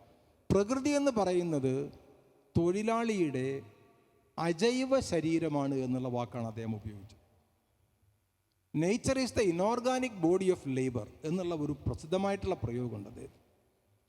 നേച്ചർ എന്ന് പറയുന്നത് പ്രകൃതി വിഭവങ്ങൾ, പരിസ്ഥിതി എന്ന് പറയുന്നത് it is the inorganic body of labour. അപ്പോൾ ലേബർ എന്ന് പറയുന്ന ഓർഗാനിക് ബോഡിയും പരിസ്ഥിതി എന്ന് പറയുന്ന ഇനോർഗാനിക് ബോഡിയും തമ്മിലുള്ള ഒരു കൂട്ടായ്മയിൽ നിന്നാണ് ഉൽപ്പാദന പ്രക്രിയ നടക്കുന്നത്. അപ്പോൾ മുതലാളിമാർ പറഞ്ഞതിൽ നിന്ന് അവരുടെ ഉൽപ്പാദനത്തെ സംരക്ഷിക്കുന്നതിന് വേണ്ടിയിട്ടുള്ള ഒരു പ്രത്യേക വരദാനമല്ല, പ്രകൃതിയും തൊഴിലാളിയും പ്രകൃതിയും അധ്വാനവും തമ്മിലുണ്ടാകുന്ന ഒരു സവിശേഷമായിട്ടുള്ള കൂട്ടായ്മ. ആ കൂട്ടായ്മ ഒരിക്കലും തന്നെ വൈരുദ്ധ്യമല്ല, അവ തമ്മിലുണ്ടാകുന്ന വൈരുദ്ധ്യങ്ങളല്ല ഉൽപ്പാദന പ്രക്രിയക്കകത്ത് നിലനിൽക്കുന്നത്, മറിച്ച് അവ തമ്മിലുണ്ടാകുന്ന ഒരു കൂട്ടായ്മയാണ് എന്നുള്ള കാര്യം മാർക്സ് വളരെ വ്യക്തമായി പറയുന്നതിന് വേണ്ടി ശ്രമിച്ചിട്ടുണ്ട് എന്നുള്ളത് നമ്മൾ കാണണം. അപ്പോൾ അതുകൊണ്ട് തന്നെ ഈ ജൈവ അജൈവ ബന്ധം ഉൽപ്പാദന ബന്ധത്തെ നിർണ്ണയിക്കുന്നു. ഉൽപ്പാദന പ്രക്രിയയിൽ നിന്ന് പ്രകൃതിയെ നമുക്ക് മാറ്റി നിർത്താൻ കഴിയില്ല. അതിനാൽ ഇവർ തമ്മിലുണ്ടാകുന്ന കൂട്ടായ്മകളാണ് ഏറ്റവും പ്രധാനമായിട്ടുള്ളത്.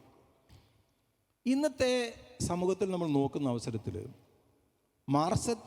മാർക്സിനെ ഫോളോ ചെയ്യുന്ന മാർക്സിൻ്റെ അനുകൂലികളായിട്ടുള്ള ആൾക്കാരായാലും മാർക്സത്തെ എതിർക്കുന്ന ആൾക്കാരായാലും ഇതിനെ അവഗണിക്കുന്നുണ്ട്. അതാണ് ഞാൻ പറയാൻ ശ്രമിക്കുന്നത്. മാർക്സത്തെ ഫോളോ ചെയ്യുന്ന ആൾക്കാരുടെ അഭിപ്രായം, ഇതൊന്നും നമ്മൾ എല്ലാ കാര്യങ്ങളും മാർക്സ് പറഞ്ഞിട്ടുണ്ട്. പരിസ്ഥിതി സംബന്ധിച്ചിട്ടുണ്ടാകുന്ന എല്ലാ കാര്യങ്ങളും മാർക്സ് 1862 തന്നെ പറഞ്ഞിട്ടുണ്ട്. കാരണം ആ കൊല്ലത്തിലാണ് മൂലധനം പ്രസിദ്ധീകരിച്ചത്. അതുകൊണ്ട് മാർക്സ് പറഞ്ഞതിനേക്കാൾ കൂടുതലായിട്ട് നമുക്കൊന്നും പറയാനില്ല. അതുകൊണ്ട് പരിസ്ഥിതി സംരക്ഷിക്കുന്ന ഒരു സംവിധാനം മാർക്സ് പറഞ്ഞിട്ടുള്ള ഒരു സോഷ്യലിസ്റ്റ് വ്യവസ്ഥ വരുന്ന അവസരത്തിൽ ഉണ്ടായിക്കോളും. അതുവരെ നമ്മൾ അതിനെപ്പറ്റി എന്ത് ചെയ്യേണ്ടതില്ല, ബേജാറാകേണ്ട കാര്യമില്ല എന്നാണ് ഇന്ന് നടന്നുകൊണ്ടിരിക്കുന്ന ഒരു പ്രചരണം. അതൊക്കെ മാർക്സ് പറഞ്ഞിട്ടുള്ള കാര്യമാണ്, മാർക്സ് പറയാത്തതായിട്ട് ഒന്നും തന്നെ ഇല്ല. അതുകൊണ്ട് നമ്മളിപ്പോൾ നടത്തുന്ന പരിപാടികളൊക്കെ നടത്തിക്കൊണ്ടിരിക്കാം. സോഷ്യലിസ്റ്റ് വ്യവസ്ഥ വരുന്ന അവസരത്തിൽ പരിസ്ഥിതി സംരക്ഷിക്കപ്പെട്ടുകൊള്ളും, ബുദ്ധിമുട്ടുള്ള കാര്യമില്ല. അതാണ് ഒരു നിലപാട്. സോവിയറ്റ് യൂണിയനിലും ആ നിലപാടുണ്ടായിരുന്നു എന്നുള്ളതിൽ യാതൊരു സംശയമില്ല. അത് നമ്മൾ മനസ്സിലാക്കേണ്ടതാണ്. പക്ഷേ മാർക്സിൻ്റെ എതിരാളികൾ എങ്ങനെയാണ് പറയുന്നത്? മാർക്സിന് പരിസ്ഥിതിയെക്കുറിച്ച് പറയാനുള്ള യാതൊരു അവകാശവുമില്ല. കാരണം എന്താണ്? അദ്ദേഹത്തിൻ്റെ എല്ലാ സിദ്ധാന്തങ്ങളും ഇക്കണോമിക്കലി ഡിറ്റർമിൻഡ് ആണ്. സാമ്പത്തികമായിട്ടുള്ള അദ്ദേഹം പരിസ്ഥിതിയെക്കുറിച്ച് പറയാനുള്ള അവകാശം തന്നെ അദ്ദേഹത്തിനില്ല. സാമ്പത്തികമായിട്ടുണ്ടാകുന്ന കാര്യങ്ങളിൽ ഡിറ്റർമിൻഡ് ആണ് അദ്ദേഹത്തിൻ്റെ പല സിദ്ധാന്തങ്ങളും. അതുകൊണ്ട് തന്നെ പരിസ്ഥിതി എന്ന് പറയുന്ന ഒരു സോഫ്റ്റ്വെയർ, ഇന്നത്തെ കമ്പ്യൂട്ടറിൻ്റെ ഭാഷയിൽ നമ്മൾ പറഞ്ഞാൽ ഒരു സോഫ്റ്റ്വെയറും ഒരു ഹാർഡ്വെയറും ഉണ്ടല്ലോ. പരിസ്ഥിതി ഒരു സോഫ്റ്റ്വെയറാണ്.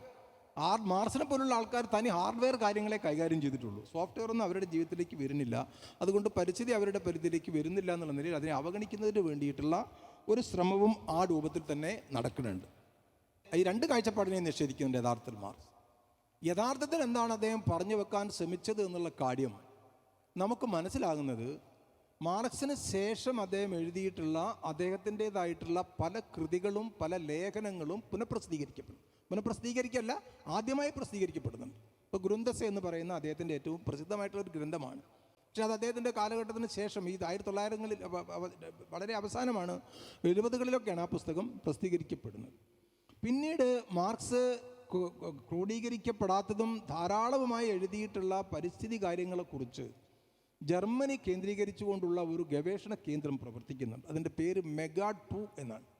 അവരുടെ പ്രധാനപ്പെട്ട സംഗതി എന്ന് പറയുന്നത് മാർക്സ് എഴുതി വെച്ചതും വേണ്ടത്ര ശ്രദ്ധിക്കപ്പെടാതെ പോയതും പ്രസിദ്ധീകരിക്കപ്പെടാതെ പോയതുമായിട്ടുള്ള കാര്യങ്ങളെക്കുറിച്ചിട്ടുള്ള ആഴത്തിലുള്ള ഗവേഷണം ആ സ്ഥാപനത്തിൽ ഈ ഒരു വിഷയത്തെ മുൻനിർത്തി നടന്നുകൊണ്ടിരിക്കുകയാണ് ചെയ്യേണ്ടത്. ഇതിൻ്റെ എല്ലാം ഫലമായി ഇക്കോ സോഷ്യലിസം എന്ന് പറയുന്ന പുതിയ ഒരു ബ്രാഞ്ച്, ഒരു പുതിയ സമീപനം ഇന്ന് പരിസ്ഥിതിയുമായി ബന്ധപ്പെട്ടുകൊണ്ട് വന്നിട്ടുണ്ട്. വളരെ പ്രമാദമായിട്ടുള്ള വളരെ പ്രസിദ്ധമായിട്ടുള്ള ചില പുസ്തകങ്ങൾ ഇപ്പം വന്നിരിക്കുകയാണ്. ഇപ്പോൾ ജോൺ ബെല്ലാമി ഫോസ്റ്ററും അതേപോലെ തന്നെ പോൾ ബർക്കറ്റ് എന്ന് പറയുന്ന രണ്ട് അർത്ഥശാസ്ത്രജ്ഞന്മാർ, സാമൂഹ്യ ശാസ്ത്രജ്ഞർ, സോഷ്യോളജിസ്റ്റുകളാണ് അവരെഴുതിയിട്ടുള്ള ഏറ്റവും പുതിയ രണ്ടുപേരും ചേർന്ന് എഴുതിയിട്ടുള്ള ഏറ്റവും പുതിയ പുസ്തകത്തിൻ്റെ പേര് തന്നെ മാർക്സ് ആൻഡ് ദ എർത്ത് എന്നാണ്. അത് വളരെ വളരെ ശ്രദ്ധേയമായിട്ടുള്ള ഒരു പുസ്തകമാണ്. Marx and the Earth an anti critique എന്നാണ് ആ പുസ്തകത്തിൻ്റെ ഒരു സബ് ടൈറ്റിലായിട്ട് അവർ കൊടുത്തിട്ടുള്ളത്. എന്താണ് ഭൂമിയുമായി ബന്ധപ്പെട്ടുകൊണ്ടുള്ള ഏത് രീതിയിലാണ് മാർക്സിനെ, ഈ രണ്ട് വിമർശനത്തെ അവർ കൈകാര്യം ചെയ്യുന്നുണ്ട്. ഒന്ന്, എല്ലാം മാർക്സ് പറഞ്ഞിട്ടുണ്ട്, അതുകൊണ്ട് നമ്മളൊന്നും ചെയ്യേണ്ട കാര്യമില്ല എന്ന നിലപാടും, മാർക്സ് ഒന്നും പറഞ്ഞിട്ടില്ല, പറയാൻ അർഹതയില്ല എന്നുള്ള നിലപാടിനെയും ഈ പുസ്തകത്തിൽ അവർ കൈകാര്യം ചെയ്യുന്നുണ്ട്. Marx and the Earth an anti critique എന്നാണ് പോൾ ബർക്കറ്റും ജോൺ ബെല്ലാമി ഫോസ്റ്ററും ചേർന്ന് എഴുതിയിട്ടുള്ള ഈ പുസ്തകത്തിൻ്റെ പേര്. ഈ MEGA2 എന്ന് പറയുന്ന ഈ ഒരു ഗവേഷണത്തിൻ്റെ ഭാഗമായി വളരെ പ്രസിദ്ധമായിട്ടുള്ള ഒരു പുസ്തകം ഇപ്പോൾ വന്നിട്ടുണ്ട്. അതിന് നേതൃത്വം കൊടുത്തുകൊണ്ടിരിക്കുന്നത് ഒരു 10-35 വയസ്സുള്ള ഒരു ജപ്പാനീസ് സാമൂഹ്യ ശാസ്ത്രജ്ഞനാണ്. അദ്ദേഹത്തിൻ്റെ പേര് കൊഹിയോ സെയ്റ്റോ എന്നാണ്. അദ്ദേഹത്തിൻ്റെ ഇക്കോ സോഷ്യലിസത്തെക്കുറിച്ചൊരു പുസ്തകം ഉണ്ടെങ്കിലും അദ്ദേഹത്തിൻ്റെ ഏറ്റവും പുതിയ പുസ്തകത്തിൻ്റെ പേര് ക്യാപിറ്റൽ ഇൻ ദി ആന്ത്രോപ്പൊസീൻ എന്നാണ്. വളരെ വളരെ പ്രസിദ്ധമായിട്ടുണ്ടാകുന്ന പുസ്തകം. ലക്ഷക്കണക്കിന് കോപ്പികൾ ജപ്പാൻ പോലുള്ള ഒരു രാജ്യത്ത് അതിൻ്റെ ഇംഗ്ലീഷ് പരിഭാഷ ഇപ്പോഴും വന്നിട്ടുണ്ടോ എന്ന് എനിക്ക് സംശയമാണ്. അതിൻ്റെ റിവ്യൂ ആണ് നമുക്ക് കൂടുതലായിട്ടും വായിക്കാൻ സാധിക്കുന്നത്.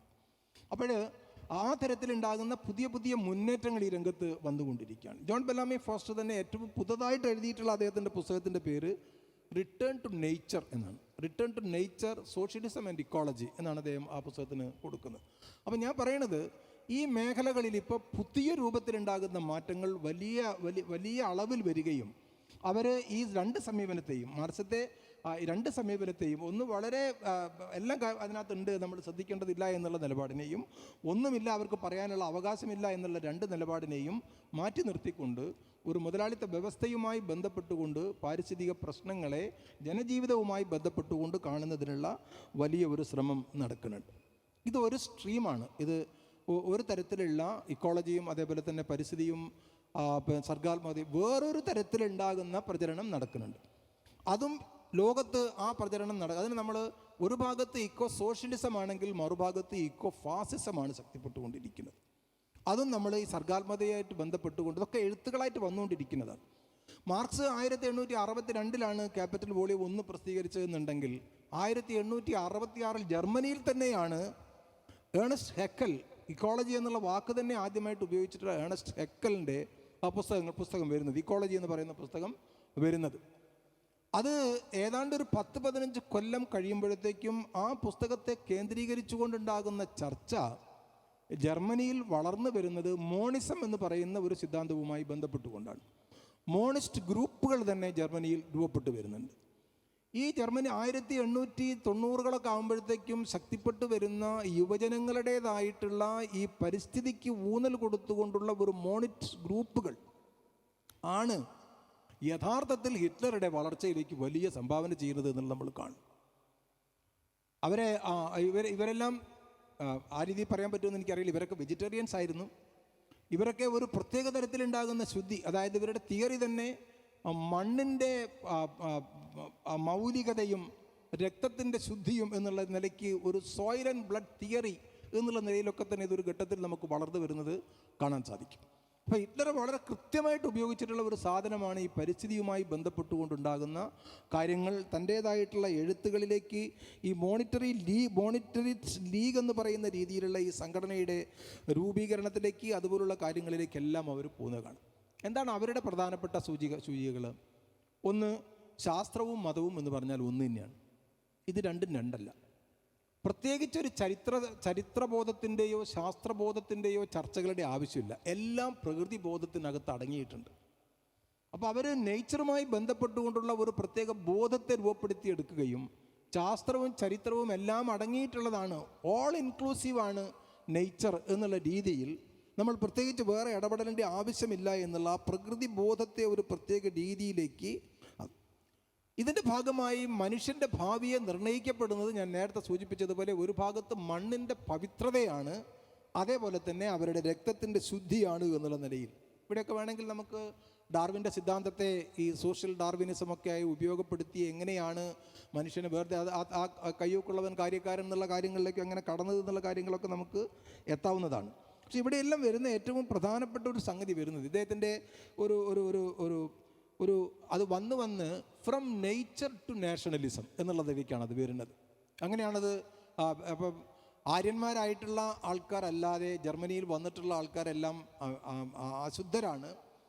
ഒരു വാക്ക് തന്നെ ഹിറ്റ്ലറുടെ കൃഷി വകുപ്പ് മന്ത്രി ഒരു വാക്ക് തന്നെ പ്രയോഗിക്കുകയുണ്ടായി. അദ്ദേഹം പറഞ്ഞു, അവിടെയുള്ള ജൂതന്മാരെല്ലാം കളകളാണ്, കളകൾ പറിച്ച് ഇല്ലാതാക്കുക എന്നുള്ളത് യഥാർത്ഥ കൃഷിയുടെ പ്രചരണത്തിന് ഒരു വളർച്ചയ്ക്ക് എന്താണ് ആവശ്യമാണ്. ഈ മണ്ണിൻ്റെ മഹിമയും അതേപോലെ തന്നെ രക്തവിശുദ്ധിയും ശുദ്ധിയുമാണ് ഇതിലെല്ലാം ഉണ്ടാകുന്നത് എന്നുള്ളത്. ഇത് വന്ന് ഇന്ത്യയിലും ഇന്ന് വളരെ പ്രകടമാണ്. നേച്ചറിൽ നിന്ന് നാഷണലിസത്തിലേക്കുള്ള ഒരു മാറ്റം വന്നുകൊണ്ടിരിക്കുകയാണ്. അത് വളരെ പ്രകടമായിട്ട് വരികയാണ്. പലതരത്തിലുണ്ടാകുന്ന പ്രകൃതി പൂജകളും വരികയാണ്.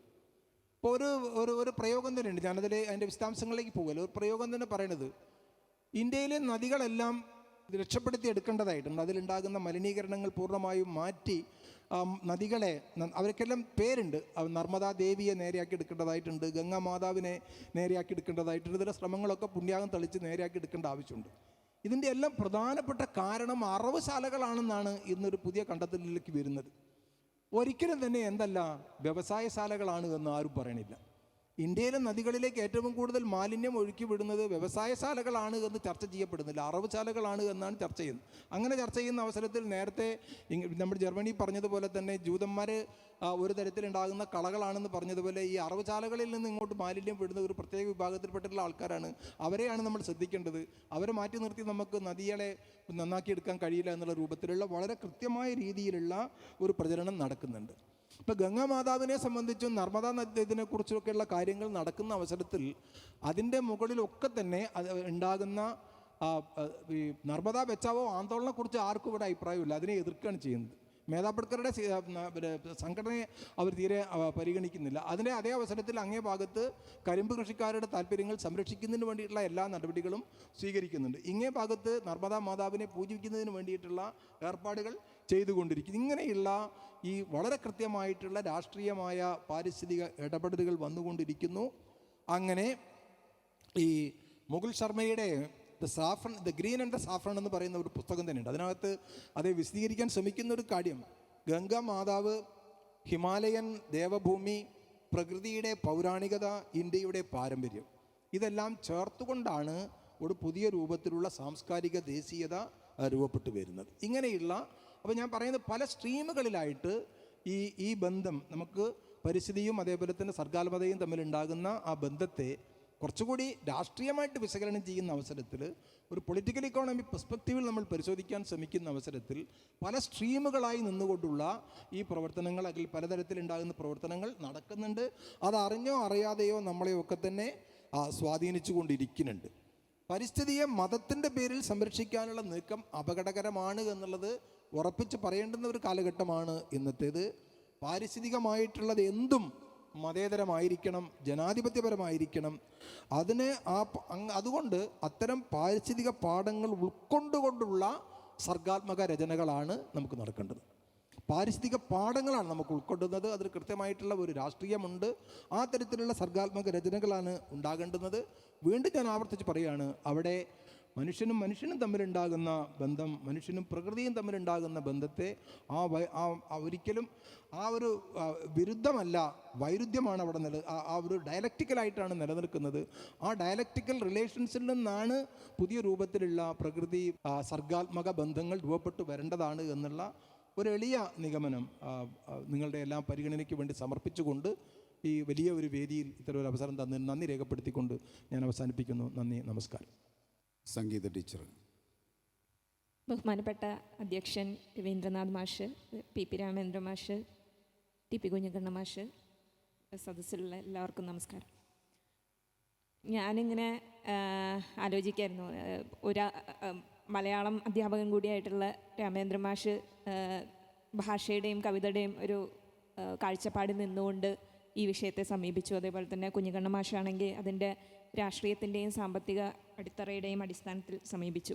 ഞാൻ എങ്ങനെയാണ് ഇതിനെ സമീപിക്കേണ്ടതെന്നുള്ളത് സംബന്ധിച്ച് നോക്കുമ്പോൾ ഞാനെന്ന വ്യക്തി തന്നെ ആ ഒരു വൈരുദ്ധ്യം ഉണ്ടെന്ന് ഞാൻ ആലോചിക്കായിരുന്നു. കാരണം ഞാൻ പഠിച്ചതും പഠിപ്പിക്കുന്നതും കെമിസ്ട്രിയാണ് ഒരു പക്ഷേ പരിസ്ഥിതിക്ക് ഏറ്റവും ദോഷം ചെയ്തിട്ടുള്ള, അതേസമയം തന്നെ മനുഷ്യർക്ക് ഒരുപാട് ഉപകാരം ചെയ്തിട്ടുള്ളൊരു നേരിട്ട് മനുഷ്യരുടെ ജീവിതത്തിൽ ഇടപെടുന്ന ഒരു ശാസ്ത്രശാഖ. കാരണം മെറ്റീരിയൽ സയൻസ് എന്ന് പറയുന്ന ഒരു ശാഖ ഇല്ലായിരുന്നെങ്കിൽ നമ്മളിന്ന് അനുഭവിക്കുന്ന പല സൗകര്യങ്ങളും ഉണ്ടാവില്ലായിരുന്നു. പക്ഷെ അതേസമയം തന്നെ അതിൻ്റെ ഉപോൽപ്പന്നമായിട്ട് അത് പ്രകൃതിക്ക് ഉണ്ടാക്കുന്ന വലിയ തോതിലുള്ള കേടുപാടുകളുണ്ട്.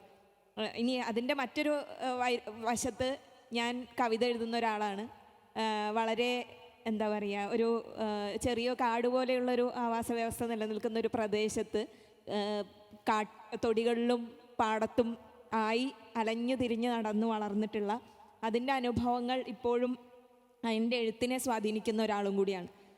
അതേപോലെ തന്നെ എൻ്റെ ഒരു വായനയുടെ പരിസരവും പരിസ്ഥിതിയുമായിട്ട് വളരെ ബന്ധപ്പെട്ടിരിക്കുന്നതാണ്. അപ്പോൾ ഈ ഒരു വൈരുദ്ധ്യങ്ങൾക്കിടയ്ക്ക് നിന്നുകൊണ്ട് ഇതിനെ ചരിത്രവൽക്കരിച്ച് സമീപിക്കാനും അതേസമയം തന്നെ കുറച്ച് സയൻറ്റിഫിക്കായ കാഴ്ചപ്പാടിൽ സമീപിക്കാനും ആണ് ഞാൻ ഉദ്ദേശിക്കുന്നത്. പിന്നെ മലയാളത്തിലെ ഈ ഒരു വിഭാഗത്തിൽ വന്നിട്ടുള്ള പ്രധാനപ്പെട്ട രചനകളെ എൻ്റെ കണ്ണിൽ പെട്ട ചിലതിനെക്കുറിച്ച് സൂചിപ്പിക്കുകയും കൂടി ചെയ്യാമെന്നാണ് ഉദ്ദേശിക്കുന്നത്. അപ്പോൾ ആദ്യം തന്നെ എന്താണ് സർഗാത്മകതയും പ്രകൃതിയും തമ്മിലുള്ള ബന്ധം എന്ന് ആലോചിക്കുമ്പോൾ എല്ലാ സർഗാത്മകതയും ഒരുപക്ഷെ ആരംഭിക്കുന്നത് പ്രകൃതിയിൽ നിന്ന് തന്നെയാണ്. ഏറ്റവും പുരാതനമായ മനുഷ്യൻ്റെ ആവിഷ്കാരങ്ങളായിട്ടുള്ള ഗുഹാചിത്രങ്ങളൊക്കെ എടുത്താൽ തന്നെ മൃഗങ്ങളുടെ ചിത്രണങ്ങൾ അതുപോലെയുള്ള കാര്യങ്ങളാണ് കാണാൻ പറ്റുക. അപ്പോൾ പ്രകൃതിയിൽ സംഭവിച്ച ചില കാര്യങ്ങളുടെ ചിത്രണം എന്നുള്ളതിൽ നിന്നാണ് മനുഷ്യൻ കല ആരംഭിക്കുന്നത് തന്നെ.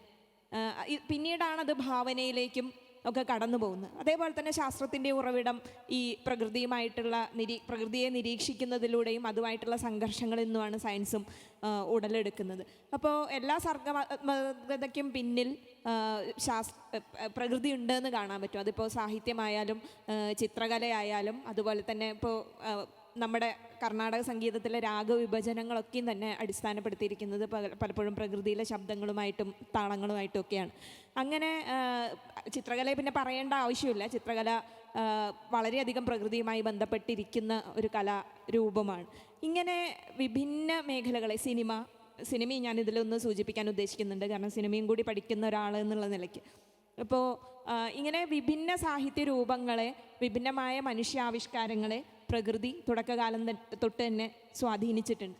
ഇനി എങ്ങനെയാണ് ഇത് സാഹിത്യത്തിലേക്ക് അല്ലെങ്കിൽ സാഹിത്യത്തിലെ പരിസ്ഥിതിയെ സംബന്ധിച്ചിട്ടുള്ള വിചാരങ്ങൾ എപ്പോൾ തൊട്ട് ആരംഭിക്കുന്നു എന്നുള്ളതാണ്. നമ്മുടെ മലയാളത്തിൻ്റെ ഒരു കാവ്യ പാരമ്പര്യത്തിൽ നോക്കുകയാണെങ്കിൽ മണിപ്രവാള കാലത്തൊക്കെ തന്നെ പ്രകൃതി വർണ്ണന കൃതികളുടെ ഒരു ഭാഗമായിരുന്നു എന്നുള്ളത് കാണാം. പക്ഷേ ഈ പ്രകൃതി വർണ്ണന എന്നുള്ളത് ഒരു പ്രമേയത്തിനൊരു പരിസരം ഒരുക്കുക എന്നുള്ള ഉദ്ദേശത്തിൽ നിന്നൊക്കെയാണ് തുടങ്ങുന്നത്. പിന്നീട് ഇത് സംബന്ധിച്ച് വലിയ തർക്കം നടക്കുന്നുണ്ട്. ഇത് ആവശ്യമുണ്ടോ, വർണ്ണനയുടെ ആവശ്യമുണ്ടോ? ഇപ്പോൾ പ്രാസവാദമായിട്ട് ബന്ധപ്പെട്ടിട്ട് ആ സമയത്ത് നടന്ന തർക്കങ്ങളിലൊക്കെ തന്നെ ഈ വർണ്ണനകൾ ആവശ്യമുണ്ടോ എന്നുള്ളത് സംബന്ധിച്ച്, വർണ്ണന കൊണ്ട് കവിതയെ സ്ഥൂലമാക്കേണ്ടതുണ്ടോ അതോ നേരിട്ട് പ്രമേയം അവതരിപ്പിക്കുകയാണോ വേണ്ടത് എന്നുള്ള ഒരു ചർച്ച നടക്കുന്നുണ്ട്. പിന്നീട് അതിനെ കവിത കൈയൊഴിക്കുകയും ഒക്കെ ചെയ്യുന്ന ഒരു ഘട്ടമുണ്ട്. ഇനി പൊതുവേ തന്നെ നോക്കുകയാണെങ്കിൽ ആധുനികതയെ കൊണ്ടുവന്നത് ഫോസിൽ ഇന്ധനങ്ങളാണെന്ന് നമുക്ക് കാണാൻ പറ്റും.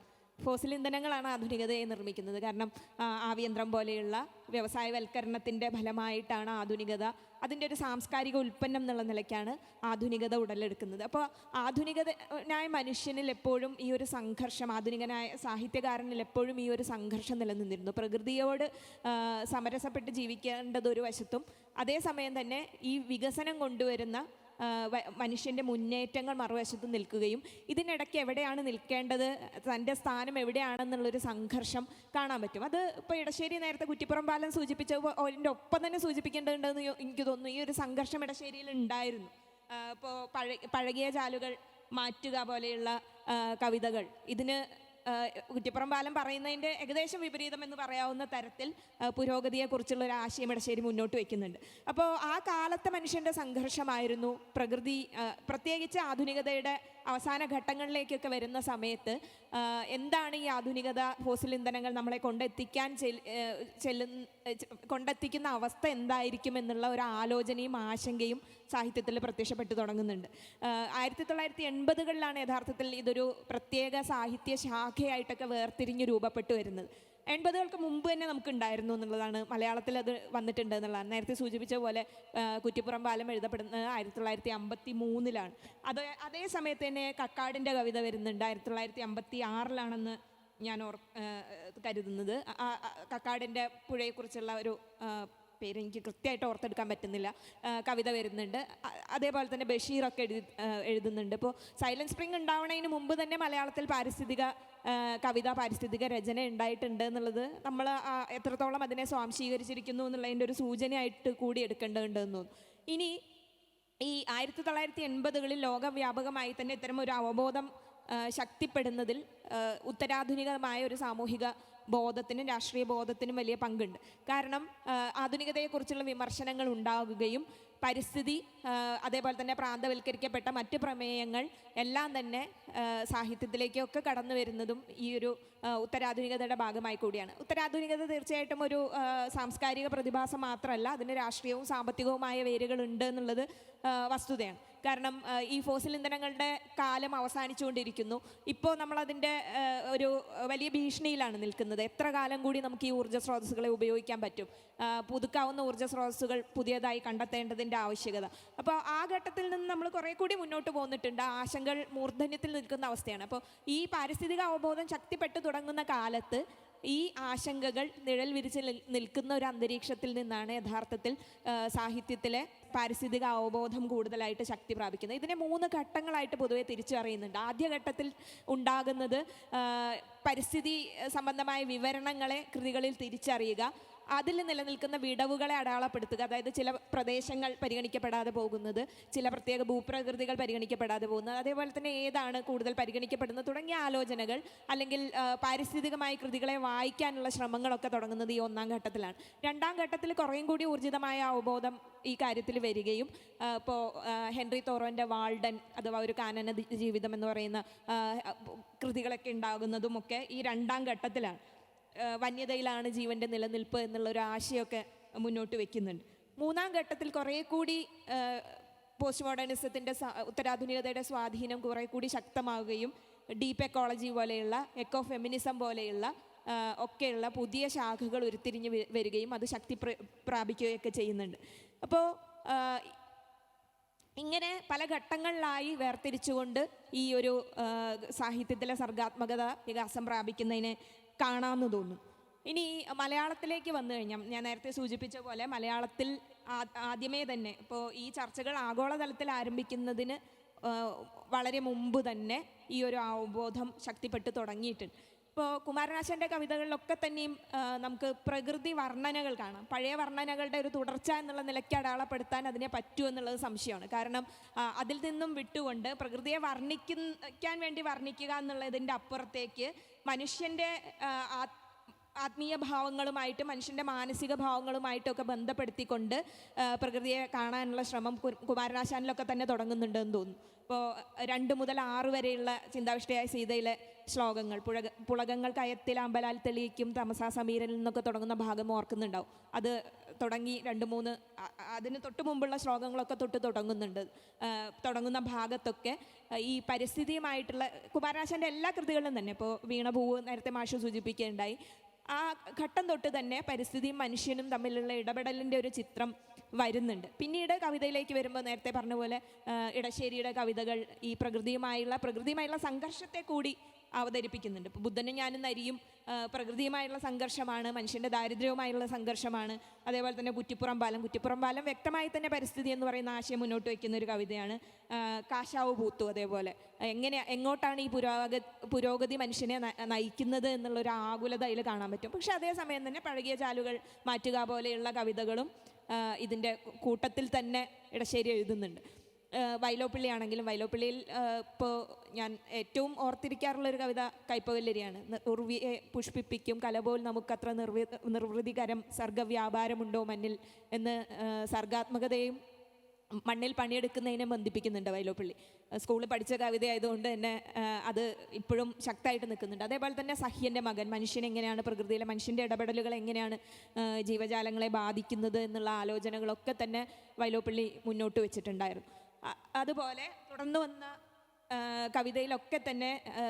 കവികളൊക്കെ തന്നെ ഇപ്പോൾ രാമേന്ദ്ര മാഷിൻ്റെ തന്നെ കവിതകൾ, ഞാൻ കുറേ കവിതകൾ ഇതിൽ ഈ ഒരു വിഷയം സൂചിപ്പിക്കാൻ വേണ്ടി കുറിച്ചു വെച്ചിട്ടുണ്ടായിരുന്നു. പട്ടാമ്പിപ്പുഴ മണലിലും കാറ്റേ കടലയും ഇടശ്ശേരി പാലം മാമ്പഴക്കാലം പോലെയുള്ള കവിതകളൊക്കെ തന്നെ ഈ മറ്റൊരു ഘട്ടത്തിലാണ് ഈ പറഞ്ഞ പോലെ 90കൾക്ക് ശേഷം ഉത്തരാധുനികതയും ഒക്കെ ശക്തി പ്രാപിച്ചു തുടങ്ങുന്ന ഘട്ടത്തിൽ സാമ്പത്തികമായി സമൂഹത്തിൽ വലിയ മാറ്റങ്ങൾ ഉണ്ടാകുന്ന ഒരു ഘട്ടത്തിലാണ് അദ്ദേഹത്തെ പോലെയുള്ള ഒരു രചന നിർവഹിക്കുന്നത്. അതിനു മുമ്പ് 1980കളിൽ ഒരുപക്ഷെ സൈലൻറ്റ് വാലി സമരവുമായി ബന്ധപ്പെട്ടിട്ടാണ് മലയാള കവിതയിലെ പാരിസ്ഥിതിക അവബോധം ഏറ്റവും കൂടുതൽ ശക്തി പ്രാപിക്കാനുള്ള ഒരു കാരണമായിട്ടുള്ളത് സൈലൻറ്റ് വാലി സമരമാണെന്ന് ഞാൻ കരുതുന്നു. സുഗതകുമാരി ടീച്ചറുടെയൊക്കെ നേതൃത്വത്തിൽ ഉണ്ടായിട്ടുള്ള പലതരത്തിലുള്ള ഇടപെടലുകൾ, ONVയുടെയും സുഗതകുമാരി ടീച്ചറുടെയൊക്കെ കവിതകളൊക്കെ തന്നെ ഈ പരിസ്ഥിതി എന്നുള്ള ഒരു വിഷയത്തെ മുന്നോട്ട് കൊണ്ടുവന്നു. പക്ഷെ അതിനപ്പുറത്തേക്ക് രാഷ്ട്രീയമായ വിചാരങ്ങളെ പരിസ്ഥിതിയുമായി ബന്ധപ്പെടുത്തി വെക്കുന്നതിൽ ആ കാലഘട്ടത്തിലെ കവിതകൾ വിജയിച്ചിട്ടുണ്ടോ എന്നുള്ള സംശയം കൂടി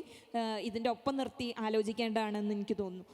പിന്നീട് ഇപ്പോൾ സ്ത്രീകളായ എഴുത്തുകാരിലേക്കൊക്കെ വരുന്ന സമയത്ത് VM ഗിരിജയും അനിതാ തമ്പിയും പോലെയുള്ള ആലപ്പുഴ വെള്ളം പോലെയുള്ള അനിതാ തമ്പിയുടെ കവിത, അതേപോലെ തന്നെ VM ഗിരിജയുടെ നിരവധി കവിതകൾ സൂചിപ്പിക്കാൻ പറ്റും. ജീവജലത്തിലുള്ള കവിതകൾ, ശൂർപ്പണഖ, കാട്, നിശബ്ദ ഹരിതവനം പോലെയുള്ള കവിതകളൊക്കെ തന്നെ ഈ ഒരു പാരിസ്ഥിതിക അവബോധത്തെ മുന്നോട്ട് വയ്ക്കുന്നതാണ്.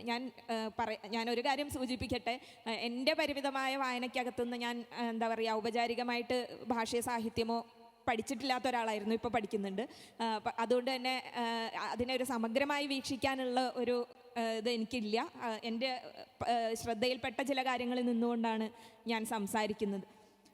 അപ്പോൾ അതേപോലെ തന്നെ ഇനി കഥയിലേക്കും നോവലിലേക്കും ഒക്കെ വന്നു കഴിഞ്ഞാലും നമുക്കിത് കാണാൻ പറ്റും.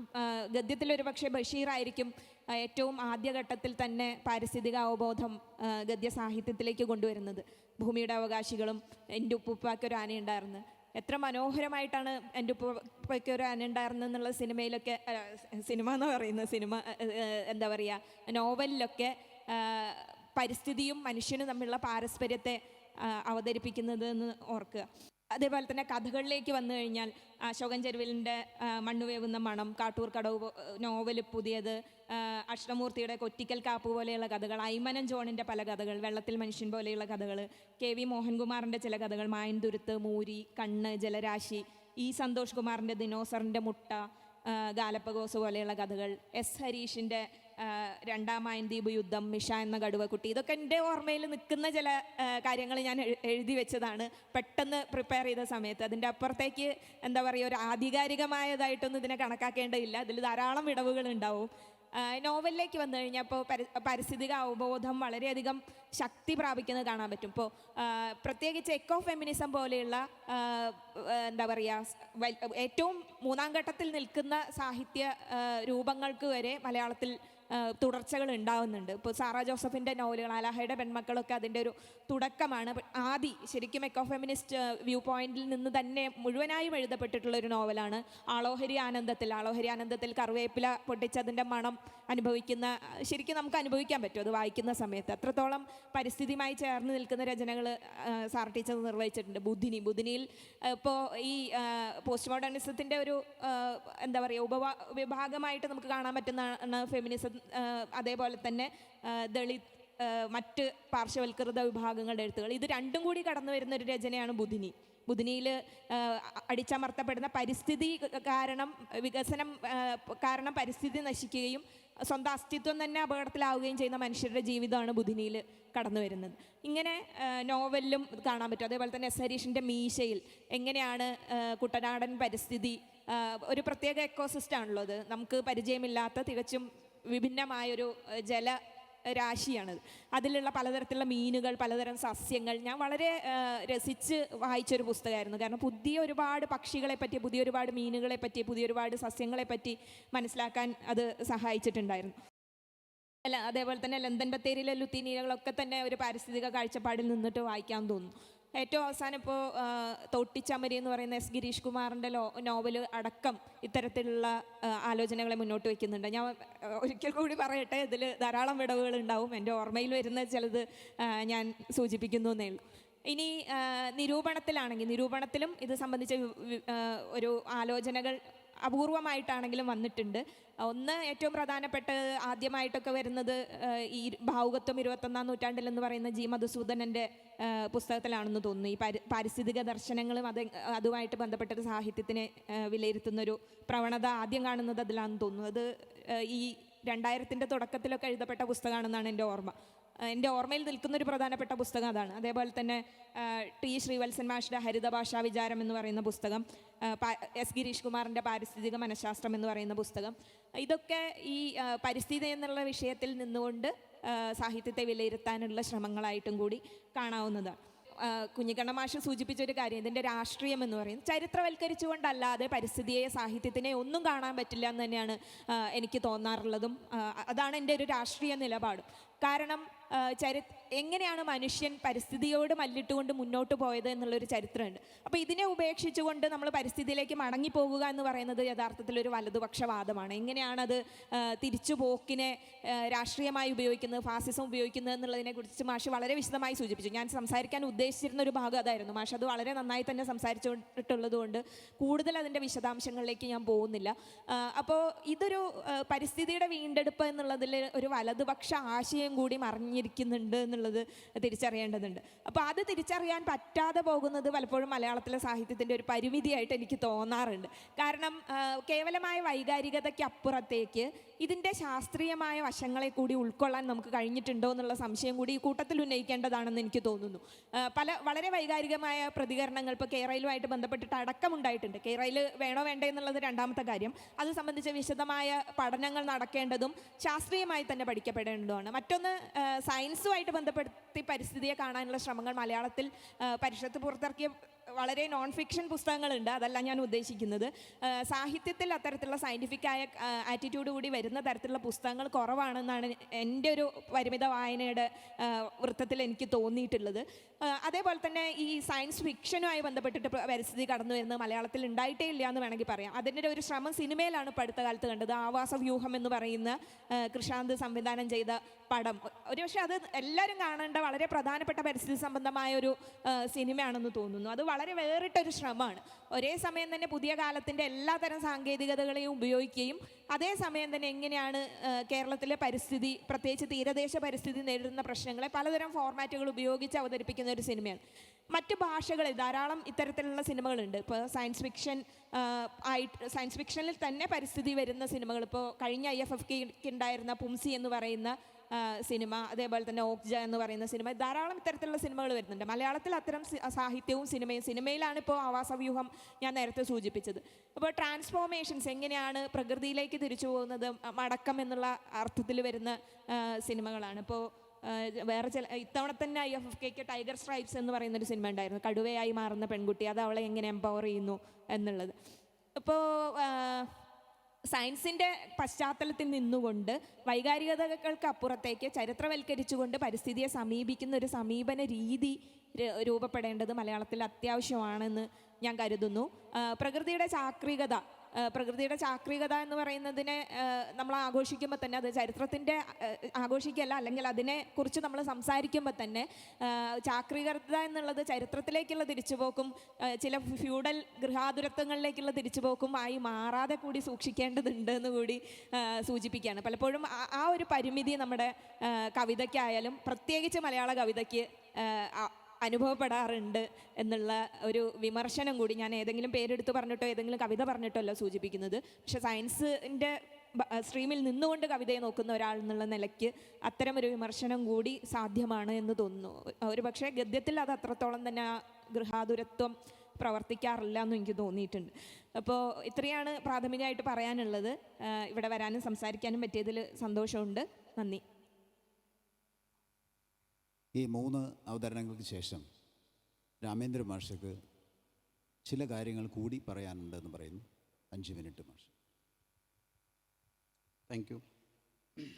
ഞാൻ തുടക്കത്തിൽ എൻ്റെ ഒരു കവിതയുമായി ബന്ധിപ്പിച്ചുകൊണ്ട് എൻ്റെ മനസ്സിൽ തോന്നിയ ചില വികാരങ്ങളാണ് ഞാൻ പ്രകടിപ്പിച്ചത്. അപ്പം കുഞ്ഞിക്കണ്ണൻ മാഷ്ട പ്രഭാഷണം കേട്ടപ്പോഴാണ് ചില കാര്യങ്ങൾ കൂടി പറയാമായിരുന്നല്ലോ, വിട്ടുപോയല്ലോ എന്ന് തോന്നിയത്.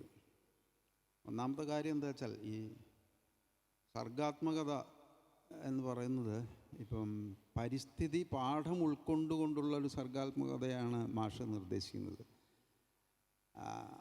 അങ്ങനെ ഒരു ശാസ്ത്രീയമായും പൊളിറ്റിക്കലി കറക്റ്റായിട്ടുമൊക്കെ സർഗാത്മകത നിന്നുകൊള്ളണമെന്നില്ല. അതാണ് ഒന്നാമത്തെ കാര്യം. കാരണം നമ്മുടെ ചരിത്രം എടുത്തു കഴിഞ്ഞാൽ ഈ ലോകത്ത് ഇപ്പോൾ ഗ്രീക്ക് സംസ്കാരത്തിലെ കൃതികളോ എല്ലാം എടുത്തു നോക്കൂ. പ്രകൃതിയിലെ പർവ്വതങ്ങളും നദികളും ഒക്കെ ചിലപ്പോൾ ദൈവങ്ങളായിട്ടും ചിലപ്പോൾ മനുഷ്യന്മാരായിട്ടും ഒക്കെ മാറി മാറി വന്നിട്ട്, വൃക്ഷങ്ങൾ, നാഗങ്ങൾ. അപ്പം പ്രകൃതിയെ ആരാധിച്ചുകൊണ്ടും അല്ലെങ്കിൽ മനുഷ്യൻ്റെ ഒരു ഭാഗമായിട്ടും ഉള്ള അങ്ങനെ ഒരു കാഴ്ചപ്പാട് ലോകത്തിലെ എല്ലാ സംസ്കാരത്തിലും ഉണ്ട്. അതിവിടെ മാത്രമൊന്നുമല്ല, ലാറ്റിൻ അമേരിക്കൻ ആയാലും പിന്നെ അവരുടെയൊക്കെ ആദി പുരാണ സംസ്കൃതി എടുത്ത് നോക്കിക്കഴിഞ്ഞാൽ പ്രകൃതിയും മനുഷ്യനും ദൈവങ്ങളും എല്ലാവരും ചേർന്നിട്ടുള്ള ഒരു മുന്നണിയായിരുന്നു അത് എന്ന് കാണാൻ കഴിയും. അപ്പോൾ ഇത്തരം ഭാവനകളുണ്ട്. ഹിമവാൻ്റെ പുത്രിയാണ് പാർവതി എന്നൊക്കെ, അല്ലെങ്കിൽ ഭൂമിയുടെ പുത്രിയാണ് സീത എന്നൊക്കെ പറയുമ്പോൾ അതിനകത്തൊരു ഭാവനയുണ്ട്, വസ്തുതയൊന്നും അല്ല ശരി. അപ്പോൾ അങ്ങനെ മുഴുവൻ പൊളിറ്റിക്കലി കറക്റ്റായിട്ടും ശാസ്ത്രീയമായിട്ടും നമുക്ക് സർഗാത്മകതയെ സമീപിക്കാൻ കഴിയില്ല. അങ്ങനെയാണെങ്കിൽ പിന്നെ രചന ഉണ്ടാവില്ല. ഇപ്പോൾ വൈലോപ്പിള്ളി മരിച്ചപ്പോൾ സച്ചിദാനന്ദ മാഷ് എഴുതിയ കവിത ഉണ്ടല്ലോ, ഇവനെ കൂടി സ്വീകരിക്കുക ഹേമന്തത്താൽ മെലിഞ്ഞ കുളിർനീരിൻ കൈകളാൽ നിളാനദി, ഇവനായി ഉയർത്തുക തുമ്പിക്കൈ, പഞ്ചാരിക്ക് ചെവിയാട്ടിടും ആലിഞ്ചോട്ടിലെ പൂരക്കാറ്റ്. ഇങ്ങനെയൊക്കെ എന്താ പറയുക, ഭാവന ചെയ്യാനുള്ള ഒരു സ്വാതന്ത്ര്യവും സ്വാച്ഛന്ദ്യവും ഒക്കെ സ്വാഭാവികമായിട്ടും ഉണ്ടാകും എന്നുള്ളതാണ്. പിന്നെ മറ്റൊന്ന്, ഈ വികസനത്തെക്കുറിച്ചുള്ള മനുഷ്യകേന്ദ്രിതമായ ഒരു കാഴ്ചപ്പാടാണ് പലപ്പോഴും ഈ സംഘർഷം ഉണ്ടാക്കിയത് എന്നാണ് എനിക്ക് തോന്നുന്നത്.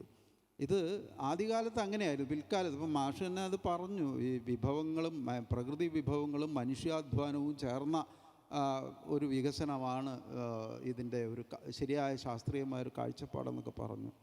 പക്ഷേ എന്താ വെച്ചാൽ പിൽക്കാലത്ത് ഈ വികസനം എന്ന് പറയുന്നത് മനുഷ്യൻ മാത്രമാണ്, മനുഷ്യൻ്റെ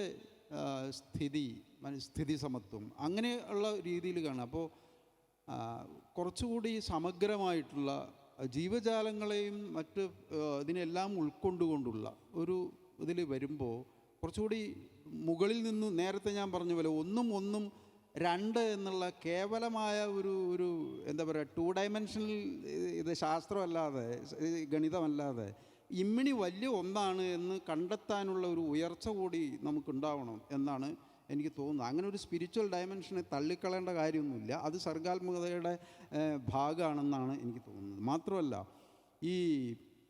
ഇപ്പോൾ നേരത്തെ പറഞ്ഞല്ലോ മനുഷ്യകേന്ദ്രിതമായിട്ടുള്ള വികസനത്തെ. ഇപ്പോൾ ഞാൻ ഈയിടെ ഒരു പുസ്തകം വായിച്ചു, അമിതാവ് ഘോഷ് ഉണ്ട്.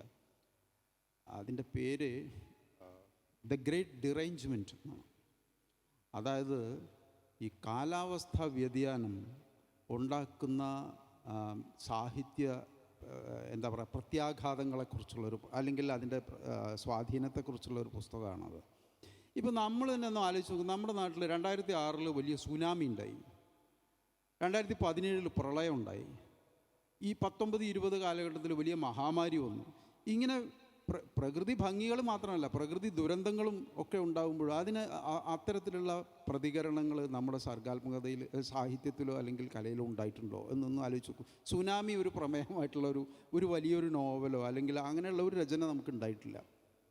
അത് എപ്പോഴും പറയാറുണ്ട്, ഇത്രയും നീണ്ട കടലോരം ഉണ്ടായിട്ടുള്ള ഒരു കേരളത്തിലെ മലയാളത്തിൽ സമുദ്രം ഒരു പ്രധാന ഏറ്റവും ശക്തമായൊരു സാന്നിധ്യമായി വരുന്ന ഇപ്പോൾ ഓൾഡ് മാൻ ആൻഡ് സീ പോലെയുള്ള ഒരു വലിയൊരു വർക്ക് നമുക്ക് ഉണ്ടാകുന്നില്ല എന്നുള്ളൊരു സത്യമാണ്. അപ്പോൾ അങ്ങനെയും കൂടെ നമുക്കിതിനെ കാണുന്നുണ്ട്. അപ്പോൾ ഞാൻ ഈ പറഞ്ഞു വന്നതെന്ന് വെച്ചാൽ ഈ ഗ്രേറ്റ് ഡിറേഞ്ച്മെൻറ്റ് എന്നുള്ള പുസ്തകത്തിൽ നദികൾ ഗതിമാറി ഒഴുകുന്നതിൻ്റെയും ഒക്കെയുള്ള അതെങ്ങനെയാണ് മനുഷ്യനെ ബാധിക്കുന്നത് എന്നുള്ളതിനെക്കുറിച്ചാണ് അദ്ദേഹം പറയുന്നത്. എന്ന് മാത്രമല്ല ഈ ക്ലൈമറ്റ് ചേഞ്ച് എന്ന് പറയുന്നത് ഈ കേവലം പരിസ്ഥിതി പ്രവർത്തകരുടെ ഒരു പ്രൊട്ടസ്റ്റ് മാത്രമല്ല, അതെങ്ങനെയാണ് നമ്മുടെ സാഹിത്യത്തിൽ പ്രത്യക്ഷപ്പെടുന്നത് എന്നുള്ളതിന് അമിതാവ് ഘോഷ് തന്നെ ഒരു ഉദാഹരണം. അദ്ദേഹത്തിൻ്റെ ഒരു കാവ്യം എഴുതിയിട്ടുണ്ട്, എനിക്ക് അതിൻ്റെ പേര് ഓർമ്മ വരുന്നില്ല. ഈ കൽക്കത്തയിലെ അതെ മംഗളാദി അതെ ആ ഒരു ഇതിവൃത്തം വെച്ചിട്ടൊരു പോയം, മനോഹരമായിട്ടൊരു പോയം ഞാൻ വായിക്കണ്ടായി.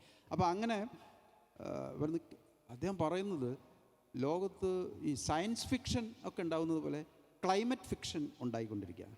ഇനി ക്ലൈഫി എന്നാണ് പറയുന്നത്. സൈഫി എന്ന് പറഞ്ഞിട്ട് സയൻസ് ഫിക്ഷനെ നിൽക്കുന്ന പോലെ ക്ലൈഫി എന്ന പേരുള്ള ക്ലൈമറ്റ് ഫിക്ഷൻ ഉണ്ടായിക്കൊണ്ടിരിക്കുക. അതിൽ വ്യക്തിയല്ല, നായക കഥാപാത്രങ്ങളല്ല ഉണ്ടാകുന്നത്, വ്യക്തികളുടെ കഥയല്ല, പരിസ്ഥിതിയിൽ ഭൂപ്രകൃതിയിലുണ്ടാകുന്ന അപ്രതീക്ഷിതമായിട്ടുള്ള ചേഞ്ചുകൾ, നദിയുടെ ഗതിമാറ്റം, പർവ്വതങ്ങളുടെ സ്ഥാനമാറ്റം, വലിയ വലിയ എന്താ പറയുക ദുരന്തങ്ങൾ, ഇങ്ങനെയൊക്കെ സംഭവിക്കുന്ന സമയത്ത് പഴയ കാലത്തെ പോലെ നായക കഥാപാത്രങ്ങൾ ഒരു വ്യക്തികൾ ഉണ്ടാവില്ല എന്നാണ് പറയുന്നത്. ഒരു കൂട്ടം മനുഷ്യരുടെ കഥകളൊക്കെ ആയിട്ട് ഒരു പക്ഷേ നമ്മുടെ ഫിക്ഷൻ മാറിയേക്കാം. അന്ന് അദ്ദേഹം ഈ അമ്പ പേരാറെ നീ മാറിപ്പോമോ എന്ന പോലെ ഈ കുറ്റിപ്പുറം പാലത്തിന് മുകളിൽ നിന്നുകൊണ്ട് എടശ്ശേരി ദീർഘദർശനം ചെയ്തതുപോലെ ഭാവിയിൽ വരാനിരിക്കുന്ന ഈ ക്ലൈമറ്റ് ചേഞ്ചിൻ്റെയൊക്കെ ഒരു കാലഘട്ടത്തിൽ സാഹിത്യത്തെക്കുറിച്ച് അദ്ദേഹം ഒരു ദീർഘദർശനം ചെയ്യുന്ന ഒരു കൃതിയാണത് എന്ന് തോന്നിയിട്ടുണ്ട്. അപ്പം ഞാൻ പറയുന്നത് ഈ മനുഷ്യകേന്ദ്രിതമല്ലാതെ ജീവജാലങ്ങളെയും എല്ലാം ചൂഷണം എന്ന് പറയുന്നത് മനുഷ്യകേന്ദ്രിതമല്ലാതെ കുറച്ചുകൂടി വിശാലമായിട്ടുള്ള ഒരു സമഗ്രമായിട്ടുള്ള ഒരു പേഴ്സ്പെക്റ്റീവിൽ നിന്നുകൊണ്ട് വേണം പാരിസ്ഥിതികമായിട്ടുള്ള വിവേകത്തെ മനസ്സിലാക്കേണ്ടതെന്നാണ് എനിക്ക് കൂട്ടിച്ചേർക്കാനുള്ളത്. കുറച്ച് സമയമേ ഉള്ളൂ. 1-2 ചോദ്യങ്ങൾ വളരെ പെട്ടെന്ന് 3 പേരോടും ചോദിക്കുന്നു. പെട്ടെന്ന് 3 പേര്. മാഷിനോടാണ് ചോദിക്കുന്നത്. ഇപ്പോൾ എടശ്ശേരിയും അതുപോലെ മാർക്സും ഒക്കെ പഴയകാല പുരോഗമന വാദങ്ങളും ആശയങ്ങളൊക്കെ നിലനിൽക്കുമ്പോൾ തന്നെ ഇപ്പോൾ മാഷ് പറഞ്ഞതിൽ ഒരു വിഷയത്തിന് ചെറിയൊരു ചോദ്യമാണ്. ഇപ്പം നമ്മൾ നിൽക്കുന്ന സ്ഥലത്തിന് എടുത്തു കഴിഞ്ഞാൽ ഇപ്പോൾ തൊട്ടടുത്ത് കുതിരാൻ തുരങ്കമുണ്ട്. അത് മല തുരന്നിട്ടാണല്ലോ റോഡ് വന്നിട്ടുള്ളത്. അതിന് ഒരുപാട് ആളുകൾക്ക് ഗുണവശമുണ്ട്, ഒരുപാട് ആളുകൾ അതിൽ ഗുണഭോക്താക്കളാകുന്നുണ്ട്. തൊട്ടപ്പുറത്ത് നോക്കിക്കഴിഞ്ഞാൽ പുഴക്കപ്പാടത്ത് ഒരു വ്യവസായശാല നിലനിൽക്കുന്നുണ്ട്. മലിന ഒഴുക്കുന്ന വ്യവസായശാലകളെ കുറിച്ച് പറഞ്ഞുകൊണ്ട് ഓർമ്മിപ്പിച്ചാണ്. അതിൻ്റെ ഗുണഭോക്താക്കൾ എന്ന് പറയുന്നത് വളരെ ചുരുക്കം വ്യക്തികളാണ്. അപ്പോൾ അതുപോലെ തന്നെ പ്രകൃതിയെ 2 ഇവിടെ 2 തരത്തിലുള്ള ഗുണഭോക്താക്കൾ ഉണ്ടാകുന്നുണ്ടെങ്കിൽ പോലും ഇല്ലാതാകുന്നത് പ്രകൃതിയാണ്. അപ്പോൾ അതിനെ എങ്ങനെയാണ് നമ്മൾ കാണേണ്ടത് എന്നുള്ളതാണ് ചോദ്യം. ആരെങ്കിലും ഒന്ന് ചുരുക്കി വരും കൂടി. മാഷിനോട് തന്നെയാണ് ചോദ്യം. നമ്മുടെ ഇന്ത്യയിലെ നദികൾ മലിനമാകുന്നതിനെ പറ്റി പറയുമ്പോൾ മാഷ് സൂചിപ്പിച്ചത് അറവുശാല മാലിന്യങ്ങളുണ്ട്. അപ്പോൾ വ്യവസായശാല മാലിന്യങ്ങൾ ഉണ്ട് എന്നുള്ളതൊരു നിശബ്ദമാക്കി വെക്കപ്പെടുന്നു എന്നുള്ളതാണ്. 2014 ഇന്ത്യയുടെ ദേശീയ നദിയായിട്ടുള്ള ഗംഗയെ ക്ലീൻ ചെയ്യാൻ വേണ്ടിയിട്ട് കേന്ദ്ര ഗവൺമെൻറ് നമാമി ഗംഗ എന്ന് പറയുന്ന ഒരു പ്രോജക്റ്റ് ഇൻട്രൊഡ്യൂസ് ചെയ്ത് ഇപ്പോഴും അത് ഓൺഗോയിങ് ആണ്. CPCBയുടെ ലേറ്റസ്റ്റ് റിപ്പോർട്ട് പ്രകാരം ഇന്ത്യയിലെ ഏറ്റവും പൊല്യൂട്ടഡ് ആയിട്ടുള്ള 5 നദികളിൽ ഫസ്റ്റും സെക്കൻഡും സ്ഥാനം വന്നിട്ടുള്ളത് 1 ഗംഗയാണ്, 2 അതിൻ്റെ ട്രിബ്യൂട്ടറി തന്നെ ആയിട്ടുള്ള യമുനയാണ്. അപ്പോൾ ഈ ഗംഗയിലും യമുനയിലും ഒക്കെ അറവുശാല മാലിന്യങ്ങൾ അതുപോലെ വ്യവസായശാല മാലിന്യങ്ങളിലൊക്കെ പറഞ്ഞ കൂട്ടത്തിൽ പെടുത്താത്തൊരു കാര്യം ഞാനൊന്ന് ചോദിക്കുകയാണ്. മാഷത് വിട്ടുപോയതാണോ എന്നാണ് എൻ്റെ ചോദ്യം. കാശിയിലെ ഗംഗയിലൊക്കെ എപ്പോഴും പാതി വെന്ത മൃതശരീരങ്ങൾ ഇങ്ങനെ ഒഴുകി നടക്കുന്നുണ്ട്. മഷത്തിലേക്ക് വരികയാണ്. അപ്പോൾ ആ മൃതശരീരങ്ങളൊക്കെ ഒഴുകി നടക്കുന്നതിൽ ഗംഗ ഏറ്റവും പൊല്യൂട്ടഡ് ആയിട്ടുള്ളതിൽ കാണിക്കുന്ന ഒരു കാര്യം ഫീക്കൽ കോളിഫോം ബാക്ടീരിയാസ് ആണ് ഏറ്റവും കൂടുതൽ ഗംഗാ നദിയിൽ ഉള്ളതെന്നാണ്. ഈക്കോളി ബാക്ടീരിയ, അതായത് മനുഷ്യൻ്റെ മലമൂത്ര വിസർജനങ്ങളിൽ നിന്നുണ്ടാവുന്ന ബാക്ടീരിയയാണ്. അപ്പോൾ എൻ്റെ ചോദ്യം എന്ന് പറയുന്നത്, ഈ ഒരു വശത്ത് നമാമി ഗംഗ എന്ന് പറയുന്ന ഒരു ആക്ഷൻ പ്ലാൻ നടക്കുന്നുണ്ട് വൃത്തിയാക്കുക എന്നുള്ളൊരു ലക്ഷ്യത്തോടു കൂടി, ഓപ്പോസിറ്റ് സൈഡിൽ മതത്തിൻ്റെ പേരിൽ അല്ലെങ്കിൽ ആചാരത്തിൻ്റെ പേരിൽ നടക്കുന്ന ഇത്തരം പ്രവർത്തികളിൽ ഒരു സ്റ്റോപ്പ് അല്ലെങ്കിൽ ഒരു പോസ് കൊടുക്കാൻ എന്തുകൊണ്ട് ഗവൺമെന്റിന് സാധിക്കുന്നില്ല എന്നുള്ളതാണ്. ചോദ്യങ്ങളല്ല, ആത്മകഥങ്ങളാണ്. തൊഴിലാളിയുടെ അജൈവിക ശരീരമാണ് പരിസ്ഥിതി. അപ്പം ഇവിടെ തുടങ്ങുന്നു പ്രശ്നം എന്നാണ് ഞാൻ വിചാരിക്കുന്നത്. പ്രകൃതിയെ അജൈവ ശരീരമായി നോക്കിക്കാണുന്നതിൽ വലിയ തെറ്റുണ്ട്. 2, മാർക്സ് അല്ലാതെ എത്രയോ പ്രതിവിധികൾ ഇവിടെ ചുറ്റിലുണ്ട്. അപ്പം ഉദാഹരണമായിട്ട് പറയുകയാണെങ്കിൽ ഇപ്പോൾ ജാപ്പനീസിലും ചൈനീസിലൊക്കെ നിലനിന്നിരുന്ന പഴമൊഴികൾ, ഇപ്പം പ്രകൃതി വിഭവങ്ങൾ ഇപ്പോൾ നമ്മുടെ കൈകൾ എത്തിച്ചേരുന്നത് പരമ്പരാഗതമായി നമ്മുടെ പിതൃക്കളിൽ നിന്ന് നമുക്ക് ലഭിക്കുന്നതല്ല, വരാനിരിക്കുന്ന തലമുറയിൽ നിന്ന്, ജനിക്കാനിരിക്കുന്ന തലമുറയിൽ നിന്ന് നമ്മൾ പലിശ സഹിതം കടം കൊണ്ടതാണ് എന്ന മട്ടിലുള്ള എത്രയോ പൗരസ്ത്യ ദർശനങ്ങൾ ഇരിക്കെ നമുക്കെപ്പോഴും മാർക്സ് മാത്രമാണ് പ്രതിവിധി എന്നത് ഏറ്റവും വലിയൊരു പ്രശ്നമായിട്ട് എനിക്ക് തോന്നുന്നു. പിന്നെ സംഗീതയോടാണ് എത്രയോ ഇപ്പം പ്രകൃതി പരിസ്ഥിതി ഇത് 2 സമ്മർദ്ദങ്ങളായിട്ടാണോ ഈ ഒരു സെമിനാറിൽ ഈ ഒരു ചർച്ചയിൽ പരിഗണിച്ച് എനിക്ക് അറിഞ്ഞുകൂടാ. കാരണം നമ്മുടെ ഏതെങ്കിലും തരത്തിൽ പ്രകൃതി പരിസ്ഥിതി എല്ലാ കവികളും എല്ലാ എഴുത്തുകാരും ഉപയോഗിച്ചിട്ടുണ്ട്. പക്ഷേ ഒരിക്കലും കൃഷിയിടം, ഇപ്പം പി കുഞ്ഞിരാമൻ നായരോ അല്ലെങ്കിൽ വയലോപ്പള്ളി തീർച്ചയായിട്ടും കേരളത്തിൻ്റെ ഒരു കാർഷിക സംസ്കൃതി അഡ്രസ്സ് ചെയ്ത കവിയാണ്. പക്ഷേ കുമാരനാശൻ ഒരിക്കലും അങ്ങനെയല്ല. കുമാരനാശൻ കാടാണ്. അപ്പം ഈ ഒരു കൃഷിയിടവും കാടും തമ്മിൽ വലിയ വ്യത്യാസങ്ങളുണ്ട്. അപ്പോൾ ഈ ഒരു സൂക്ഷ്മതയെ ഈ ഒരു ചർച്ചയിൽ പരിഗണിക്കുമെന്ന് വിചാരിച്ചിരുന്നു. ഏതായാലും ഇത് ഒരു നമുക്കിവിടെ ചോദ്യത്തിന് ഉത്തരം പറഞ്ഞ് പോകാൻ പറ്റുന്നൊരു വിഷയമല്ലല്ലോ, ഇതെല്ലാവർക്കും അറിയുന്നതാണ്. നമ്മൾ തുടർന്ന് ഒരുപാട് വായിക്കുക, ഒരുപാട് ചർച്ച ചെയ്യുക. എന്തായാലും നമ്മളെ അവബോധം ഇനിയും കുറച്ചുകൂടി മെച്ചപ്പെടേണ്ടതായിട്ടുണ്ട് എന്നുള്ളതിൽ യാതൊരു സംശയമില്ല. അതിനുള്ള ഒരു എനിക്കറിയാവുന്ന ചില കാര്യങ്ങൾ ഞാൻ ചർച്ചയ്ക്ക് വേണ്ടി അവതരിപ്പിച്ചു എന്നുള്ളത് മാത്രമേ ഉള്ളൂ. അത് ഫൈനൽ വാക്കല്ല എന്നുള്ളത് എല്ലാവർക്കും അറിയാം. രാമേന്ദ്രൻ മാഷ് പറഞ്ഞെടുത്ത് വെച്ച് തന്നെ ഞാൻ തുടങ്ങണമെന്ന് എനിക്ക് തോന്നുന്നു. ഞാൻ ഒരിക്കലും തന്നെ ഒരു സ്ട്രെയിറ്റ് ലൈൻ വരച്ച് നമ്മുടെ സർഗാത്മക സാഹിത്യങ്ങൾ അതിനകത്തേക്ക് വരണമെന്ന്, കാരണം എനിക്ക് ആ മേഖലയെക്കുറിച്ച് വിശേഷിച്ച് യാതൊരു വിവരമില്ല. അതുകൊണ്ടാണ് ഞാനത് അങ്ങനെ എടുത്തു പറയാനുള്ള കാരണം. ഒരു കള്ളിക്കകത്തേക്ക് ഒരിക്കലും സർഗാത്മകത രചനകളെ കൊണ്ടുവരാൻ കഴിയില്ല എന്നുള്ളത് എനിക്കറിയാം.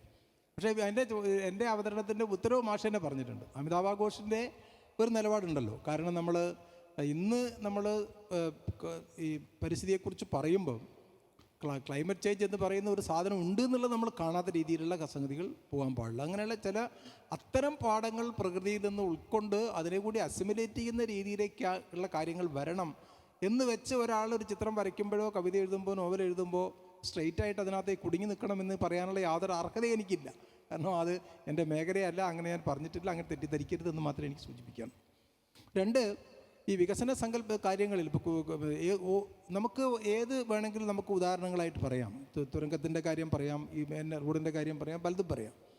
അപ്പോൾ ഞാൻ നേരത്തെ എൻ്റെ ഇതിൽ ഞാൻ ലളിതമായി പറയാൻ കാരണം, നമ്മൾ ജീവിക്കുന്ന ഒരു പരിസ്ഥിതിയുണ്ട്, ആ ഒരു ഇടമുണ്ട്, നമ്മൾ ചെയ്യുന്ന പ്രവർത്തനങ്ങളുണ്ട്. ഇവ തമ്മിൽ സംഘർഷം വരുന്നത് എപ്പോഴാണെന്നാണ് നമ്മൾ പരിശോധിക്കേണ്ടത്. ഇതെല്ലാം നമുക്ക് ഒഴിച്ചുകൂടാൻ കഴിയും. ചെറുത് വലുതായിരിക്കും, ചെറുതായിരിക്കും, ചെറുത് വലുതായിരിക്കും. ഇവ തമ്മിൽ സംഘർഷം വരുന്നത് ഒരു പ്രത്യേക താല്പര്യം സംരക്ഷിക്കുന്ന അവസരത്തിലാണ്. ഇരുകൂട്ടരുടെയും താല്പര്യം സംരക്ഷിക്കുന്നുണ്ടെങ്കിൽ സംഘർഷത്തിനുള്ള സാധ്യതയില്ല, കൂട്ടായ്മയ്ക്കുള്ള സാധ്യതയാണുള്ളത്. അപ്പോൾ ഒരു കൂട്ടരുടെ താല്പര്യം സംരക്ഷിക്കുകയും അത് മറ്റതിനെ അടക്കി ഭരിക്കുകയും ചെയ്യുന്ന ഒരു സ്ഥിതിവിശേഷം വരുമ്പോഴാണ് ഈ പ്രശ്നങ്ങൾ ഉണ്ടാകുന്നത്. അപ്പോൾ അതിനെ എങ്ങനെയാണ് അത് പരിഹരിക്കേണ്ടത്, ജനാധിപത്യപരമായ രീതിയിൽ എങ്ങനെയാണ് പരിഹരിക്കേണ്ടത് എന്നുള്ള ഒരു ഓൾട്ടർനേറ്റീവിനെ കുറിച്ചിട്ടുള്ള ചിന്തയാണ് നടക്കേണ്ടത് എന്ന് മാത്രമേ എനിക്കിപ്പം അതിനെപ്പറ്റി സൂചിപ്പിക്കാൻ കഴിയുള്ളൂ. വിശദമായിട്ട് നമുക്ക് പറയാം. കാശിയിലെ കാര്യങ്ങൾ ഞാനങ്ങനെ ഒരു അനക്ഡോട്ട് എടുത്തിട്ട് അല്ലെങ്കിൽ ഒരു പ്രത്യേക ഇൻസിഡൻറ്റ് എടുത്തിട്ട് പറയാനല്ല ഞാൻ ശ്രമിച്ചിട്ടുള്ളത്. പൊതുവിൽ സംഭവിക്കുന്ന കാര്യം എന്ന് പറഞ്ഞാൽ ഒരു ഭാഗത്ത് നമ്മൾ മാതാവിനെ നമ്മൾ കാര്യമായിട്ട് അനുകൂലിക്കുന്നു, പക്ഷേ അത് സംരക്ഷിക്കാൻ വേണ്ടി നടക്കുന്ന സമരത്തെ അവഗണിക്കുന്നു. അതാണ് ആ വൈരുദ്ധ്യമാണ് നമ്മൾ എടുത്ത് പറയേണ്ടത്. ഒരു ഭാഗത്ത് അതിനെ ദൈവവൽക്കരിക്കുന്ന അല്ലെങ്കിൽ വലിയ രീതിയിൽ ഉദാത്തവൽക്കരിക്കുന്ന അവസരത്തിൽ മറുഭാഗത്ത് അതിനെ ചുറ്റിപ്പറ്റി നടക്കുന്ന ആൾക്കാരുടെ അവരുടെ ഉപജീവനം സംരക്ഷിക്കാൻ വേണ്ടി നടക്കുന്ന സമരത്തെ അവഗണിക്കപ്പെടുന്നു. അതുകൊണ്ടാണ് ഞാൻ പറഞ്ഞത്, ഈ ഉപജീവന സംരക്ഷണം എന്ന് പറയുന്നതാണ് പരിസ്ഥിതി സംരക്ഷണത്തിൻ്റെ പാലപാഠം എന്നുള്ള നിലയ്ക്ക് ഞാൻ ആദ്യമേ സൂചിക്കാനുള്ള കാര്യം. അതാണ് ഗംഗാ നവീകരണത്തെക്കുറിച്ച്. പിന്നെ മാർക്സ് മാത്രമാണെന്നുള്ള അഭിപ്രായം എനിക്കില്ല. ഞാൻ അതേ അവസരത്തിൽ പഴയ പഴഞ്ചൊല്ലിനെ അടിസ്ഥാനപ്പെടുത്തിയിട്ടുണ്ടാകുന്ന പ്രകൃതി സംരക്ഷണത്തിൽ എനിക്ക് താല്പര്യമില്ല. അത് ഞാൻ വ്യക്തിപരമായിട്ട് തന്നെ പറയാം. അതല്ല പ്രകൃതി സംരക്ഷണം എന്ന് പറയുന്നത്. വളരെ ശാസ്ത്രീയമായിട്ടുള്ള നിലപാടിൻ്റെ അടിസ്ഥാനത്തിൽ സംരക്ഷിക്കാനുള്ള സംവിധാനങ്ങൾ ഉണ്ട്.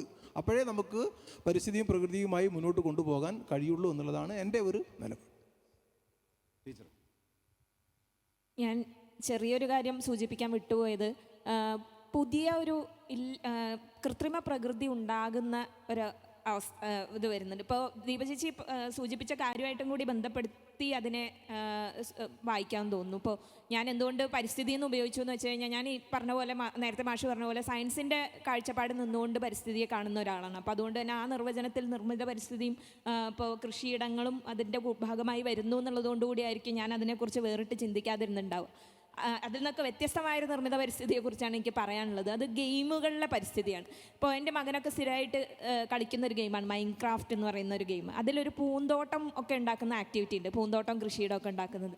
അപ്പോൾ നമ്മുടെ ജൈവമായ നമ്മുടെ ചുറ്റുമുള്ള പ്രകൃതിക്ക് അപ്പുറത്തേക്ക് ഒരു പുതിയ പ്രകൃതിയെ നിർമ്മിക്കുന്ന ഒരു പണി വീഡിയോ ഗെയിം അടക്കമുള്ള പുതിയ വിഷ്വൽ മാധ്യമങ്ങളിൽ നടക്കുന്നുണ്ട്. അതുകൂടി ഒരു പഠനത്തിൻ്റെ പരിധിയിലേക്ക് വരേണ്ടതാണ് എന്ന് എനിക്ക് തോന്നുന്നു. വരുന്ന കാലത്ത് ആർട്ടിഫിഷ്യൽ ഇൻ്റലിജൻസ് അടക്കമുള്ള പുതിയ ടൂൾസിൻ്റെ സഹായത്തോടു കൂടി കുറേ കൂടി അത് കൃത്രിമമായി നിർമ്മിക്കപ്പെടും. ഒരു പക്ഷേ എൻ്റെ അനുഭവമല്ല പരിസ്ഥിതിയെക്കുറിച്ച് എൻ്റെ മകനുള്ളത്. അപ്പോൾ അതിനെ ഒരു പക്ഷേ ഭാവിയിൽ നിർണ്ണയിക്കുക വീഡിയോ ഗെയിം അടക്കമുള്ള പുതിയ കാഴ്ചകളിലെ പ്രകൃതി കൂടി ആയിരിക്കും എന്നുള്ളത് നമ്മൾ തിരിച്ചറിയേണ്ടതുണ്ടെന്ന് തോന്നുന്നു. ഇത് സൂചിപ്പിക്കാതെ പോകാൻ പറ്റില്ല എന്നുള്ളത് കൊണ്ടാണ് ഞാനിത് സൂചിപ്പിക്കാമെന്ന് വിചാരിച്ചത്. ഒരു ക്വസ്റ്റ്യൻ കൂടി ഉണ്ട്. അതായത് കുഞ്ഞിക്കണ്ണൻ സാറ് പറഞ്ഞതിനോടൊരു എക്സ്റ്റൻഷനാണ്. 3-ാം വോള്യത്തിലല്ല 1-ാം വോള്യത്തിൽ തന്നെ പരിസ്ഥിതിയെക്കുറിച്ച് മാർക്സ് വളരെ ഗംഭീരമായൊരു അഭിപ്രായം പറഞ്ഞിട്ടുണ്ട്. എല്ലാ പ്രൊഡക്ഷൻ്റെയും പിതാവ് തൊഴിലാളിയും മാതാവ് പ്രകൃതിയുമാണെന്ന് തന്നെയാണ് ആ വാചകം. Father is the പ്രോളിറ്റേറിയറ്റ് and the mother is the nature എന്ന്. യെസ്, അത് വളരെ ഗംഭീരമായിട്ട് ഒന്നുകൂടെ ആവർത്തിക്കേണ്ടതാണ്. പിന്നൊരു വിയോജനക്കുറിപ്പുള്ളത് ശ്രീ രാമേന്ദ്രൻ സാറിനോടാണ്. അങ്ങനെ സ്പിരിച്വലായിട്ടുള്ള ഒരു കൺസെപ്റ്റൊന്നും ഇല്ല. അത് നമ്മുടെ ഭൗതികമായ സമൂഹത്തിൽ ആരാണോ മേധാവിത്വം വഹിക്കുന്ന ആശയം ഉൽപ്പാദിപ്പിക്കുന്ന അവൻ്റെ ആശയങ്ങൾ നമ്മുടെ തലച്ചോറിലും കയറുന്നു. അല്ലാണ്ട് അതിൻ്റെ അപ്പുറത്തേക്ക് വേറെ ഒന്നുമില്ല. ഭൗതികമായ മേധാവിത്വം വഹിക്കുന്നവൻ ഭൗതികമായും നമ്മളെ മേധാവിത്വത്തിലേക്ക് എത്തിക്കും. ആ ബോധം നമ്മുടെ തലച്ചോറിൽ ഉണ്ടാകുന്നതുകൊണ്ടാണ് എല്ലാ സർഗാത്മകതയും സ്പിരിച്വലും അങ്ങനെയൊന്നുമില്ല. മനുഷ്യൻ ഇനി പുരോഗമിക്കുമ്പോൾ സ്പിരിച്വൽ എന്നൊരു സാധനം തന്നെ ഉണ്ടാവില്ല. പലരും ചോദ്യം ചോദിക്കാനുണ്ട്, നിവൃത്തിയില്ലാത്തതുകൊണ്ട് കൃത്യം 1 മണിക്ക് അവസാനിപ്പിക്കണം എന്ന നിർദ്ദേശം വന്നിട്ടുണ്ട്. ഏതായാലും ചർച്ച തുടങ്ങിയിരിക്കുകയാണ്, ഇനി അത് തുടരുകയാണ്. വിവിധ വേദികളിൽ ഈ ചർച്ച നടക്കണം എന്നുള്ളതാണ് സാഹിത്യ അക്കാദമി ഇങ്ങനെ ഒരു ചർച്ച കൊണ്ട് ഉദ്ദേശിക്കുന്നത്. ഈ ഒരു ചർച്ചയിലൂടെ എല്ലാ വിഷയവും വ്യക്തമായി എന്നൊന്നും അർത്ഥമില്ല. ഇനിയും ഒരുപാട് ചർച്ചകൾ തുടർന്ന് നടക്കണം. ഇങ്ങനൊരു വിഷയം എന്തുകൊണ്ടാണ് ചർച്ചയ്ക്കെടുത്തത് എന്ന് ഏകദേശം 3 അവതരണങ്ങൾക്ക് ശേഷം മനസ്സിലായിട്ടുണ്ടാവും. ഞാൻ എൻ്റെ തുടക്കത്തിലൊന്ന് ചില കാര്യങ്ങൾ സൂചിപ്പിച്ചു. പ്രകൃതിയും അല്ലെങ്കിൽ പരിസ്ഥിതിയും സർഗാത്മകതയും എന്ന വിഷയം അധികം അങ്ങനെ ചർച്ച ചെയ്യപ്പെട്ടിട്ടില്ലാത്ത ഒരു വിഷയമാണ്. അവിടെ പ്രധാനമായും ഉദ്ദേശിക്കുന്നത്തെ ഒരു കാലഘട്ടത്തിൽ പ്രകൃതിയുടെ ഏറ്റവും അടിസ്ഥാനപരമായ ഭാവത്തെ, അതാണ് ഞാൻ നേരത്തെ പറഞ്ഞത്, സന്തുലനം. ആ സന്തുലനത്തിന് വേണ്ടി പ്രകൃതി ഉപയോഗിക്കുന്ന വൈവിധ്യം, ഇത് രണ്ടും സർഗശേഷിയുള്ളവർ സമൂഹമധ്യത്തിൽ എത്തിച്ച് സമൂഹത്തിൻ്റെ ഒരു ചിന്തയാക്കി മാറ്റണം. വൈവിധ്യമാണ് എന്തിൻ്റെയും അടിത്തറ എന്നും അതിലൂടെയാണ് ഈ പ്രകൃതി നിലനിൽക്കുന്നത് എന്നും ബോധ്യം വരുമ്പോൾ വൈവിധ്യത്തെ നിലനിർത്തലാണ് ശരി എന്നൊരു ചിന്ത സമൂഹത്തിലുണ്ടാകും. അത് നഷ്ടപ്പെട്ടുകൊണ്ടിരിക്കുകയാണ്. മനുഷ്യൻ തന്നെ പലപ്പോഴും പല തെറ്റുകളിലൂടെയും വൈവിധ്യം നഷ്ടപ്പെടുത്താൻ നോക്കിയിട്ടുണ്ട്. അന്ന് സർഗശേഷിയുള്ളവർ തന്നെയാണ് അത് സമൂഹത്തിന് കാണിച്ചു തന്നിട്ടുള്ളത്. പിക്കാസോ ഗ്വർണിക്ക എന്ന ചിത്രം സമൂഹത്തിന് നൽകിയത് അപ്പോഴാണ്. വൈവിധ്യത്തെ നശിപ്പിക്കാൻ യുദ്ധം ഉപയോഗിച്ചപ്പോൾ വളരെ ജൈവമായ മനോഹരമായ പരസ്പര ബന്ധങ്ങളിലൂടെ കിടക്കുന്ന വിവിധ വസ്തുക്കളെ, വിവിധ ജീവികളെ നശിപ്പിച്ച് അതിനെയെല്ലാം ഒന്നാക്കി ഭീകരത മാത്രം നിലനിർത്തുന്ന ഒരവസ്ഥയിൽ ഇതല്ല ശരി, വൈവിധ്യമാണ് ശരി, വൈവിധ്യത്തിൻ്റെ സംസ്കാരത്തിലേക്ക് വരൂ, വൈവിധ്യം നിലനിർത്തുന്ന രാഷ്ട്രീയത്തിലേക്ക് വരൂ എന്ന് പറഞ്ഞ് ഗ്വർണിക്ക സമൂഹത്തിന് സംഭാവന ചെയ്തു. ഞാൻ പറയാതിരിക്കുകയാണ്, അങ്ങനെ എത്രയോ ഉദാഹരണങ്ങൾ. ഞാൻ നേരത്തെ പറഞ്ഞു, കാപ്രി എന്ന ദ്വീപിൽ മാക്സിം ഗോർക്കി ഒരു തുരങ്കം നിർമ്മിക്കുന്നത് കണ്ടപ്പോൾ ഉണ്ടായ വേദന. അതുകൊണ്ട് പ്രകൃതിയുടെ അടിത്തറ സന്തുലനമാണ് എന്നും അത് നിലനിൽത്തുന്നത് ജൈവ അതുപോലെ അജൈവ അതുപോലെ പാരിസ്ഥിതിക മറ്റെല്ലാ വൈവിധ്യത്തിലൂടെയാണ് എന്നും പ്രത്യേകിച്ച് സാംസ്കാരിക വൈവിധ്യത്തിലൂടെയാണ് എന്നും ആ വൈവിധ്യത്തെ ഇല്ലാതാക്കിക്കൊണ്ട് എല്ലാം ഒന്നാക്കുവാൻ നടക്കുന്ന വലിയ ശ്രമങ്ങൾ നമ്മൾ കണ്ടുകൊണ്ടിരിക്കുകയാണ്. അവിടെ സർഗശേഷിയുള്ളവർ സർഗശേഷി ഉപയോഗിച്ചുകൊണ്ട്, തൻ്റെ സർഗപ്രതിഭ ഉപയോഗിച്ചുകൊണ്ട് പ്രകൃതിയുടെ യഥാർത്ഥ അടിസ്ഥാനത്തെ, അടിത്തറയെ തുറന്നു കാണിക്കണം. വൈവിധ്യത്തെ നിലനിർത്തണമെന്ന സങ്കല്പം സമൂഹത്തിൽ വന്നാൽ വൈവിധ്യമാർന്ന സർഗസങ്കല്പങ്ങളുണ്ടാവും, വൈവിധ്യമായ സർഗശേഷി ഉണ്ടാവും, വൈവിധ്യമാർന്ന സർഗ ഉൽപ്പന്നങ്ങളും ഉണ്ടാവും, വൈവിധ്യമാർന്ന കഥകളും കവിതകളും ചിത്രങ്ങളും എല്ലാം ഉണ്ടാവും. അതുകൊണ്ട് വൈവിധ്യത്തെ നിലനിർത്തിയാലേ വൈവിധ്യമാർന്ന സർഗോൽപ്പന്നങ്ങൾ ഉണ്ടാവുകയുള്ളൂ. അപ്പോൾ മാത്രമേ അത്തരം വൈവിധ്യമാർന്ന സംസ്കാരം ഉണ്ടാവുകയുള്ളൂ. അപ്പം അങ്ങനെ യഥാർത്ഥ സർഗശേഷി ഈ വൈവിധ്യത്തിൻ്റെ ഭാഗമായിട്ട് വരുന്നു എങ്കിലും ആ വൈവിധ്യമാണ് ഇതിനെ ഉണ്ടാക്കിയത് എന്ന ആശയം സമൂഹത്തിന് നൽകിക്കൊണ്ട് വൈവിധ്യത്തിൻ്റെ ഭംഗി എന്താണ്, വൈവിധ്യത്തിൻ്റെ സാധ്യത എന്താണ്, അനന്തമായ സാധ്യത എന്താണ് എന്ന് സമൂഹത്തെ പഠിപ്പിക്കുവാൻ സർഗശേഷിയുള്ളവർക്ക് കഴിയണം എന്ന ചിന്ത സമൂഹത്തിന് പകരുവാൻ വേണ്ടിയിട്ടാണ് ഇങ്ങനെ ഒരു വിഷയം ചർച്ചയ്ക്കെടുത്തത്. 3 തലത്തിൽ നിന്നുകൊണ്ട് 3 പേരും ഈ വിഷയത്തെ വളരെ മനോഹരമായിട്ട് അവതരിപ്പിച്ചു. ചുരുങ്ങി നിവൃത്തിയില്ലാത്തതുകൊണ്ട് നല്ല ചർച്ചകളും ഇവിടെ ഉണ്ടായി. ഈ ചർച്ചയിൽ പങ്കെടുത്ത എല്ലാവർക്കും നന്ദി അറിയിച്ചുകൊണ്ട് ഈ സെമിനാർ അവസാനിച്ചതായി അറിയിക്കുന്നു. നമസ്കാരം. പരിസ്ഥിതിയും സർഗാത്മകതയും എന്ന വിഷയത്തിലുള്ള സെമിനാർ സമാപിച്ചു.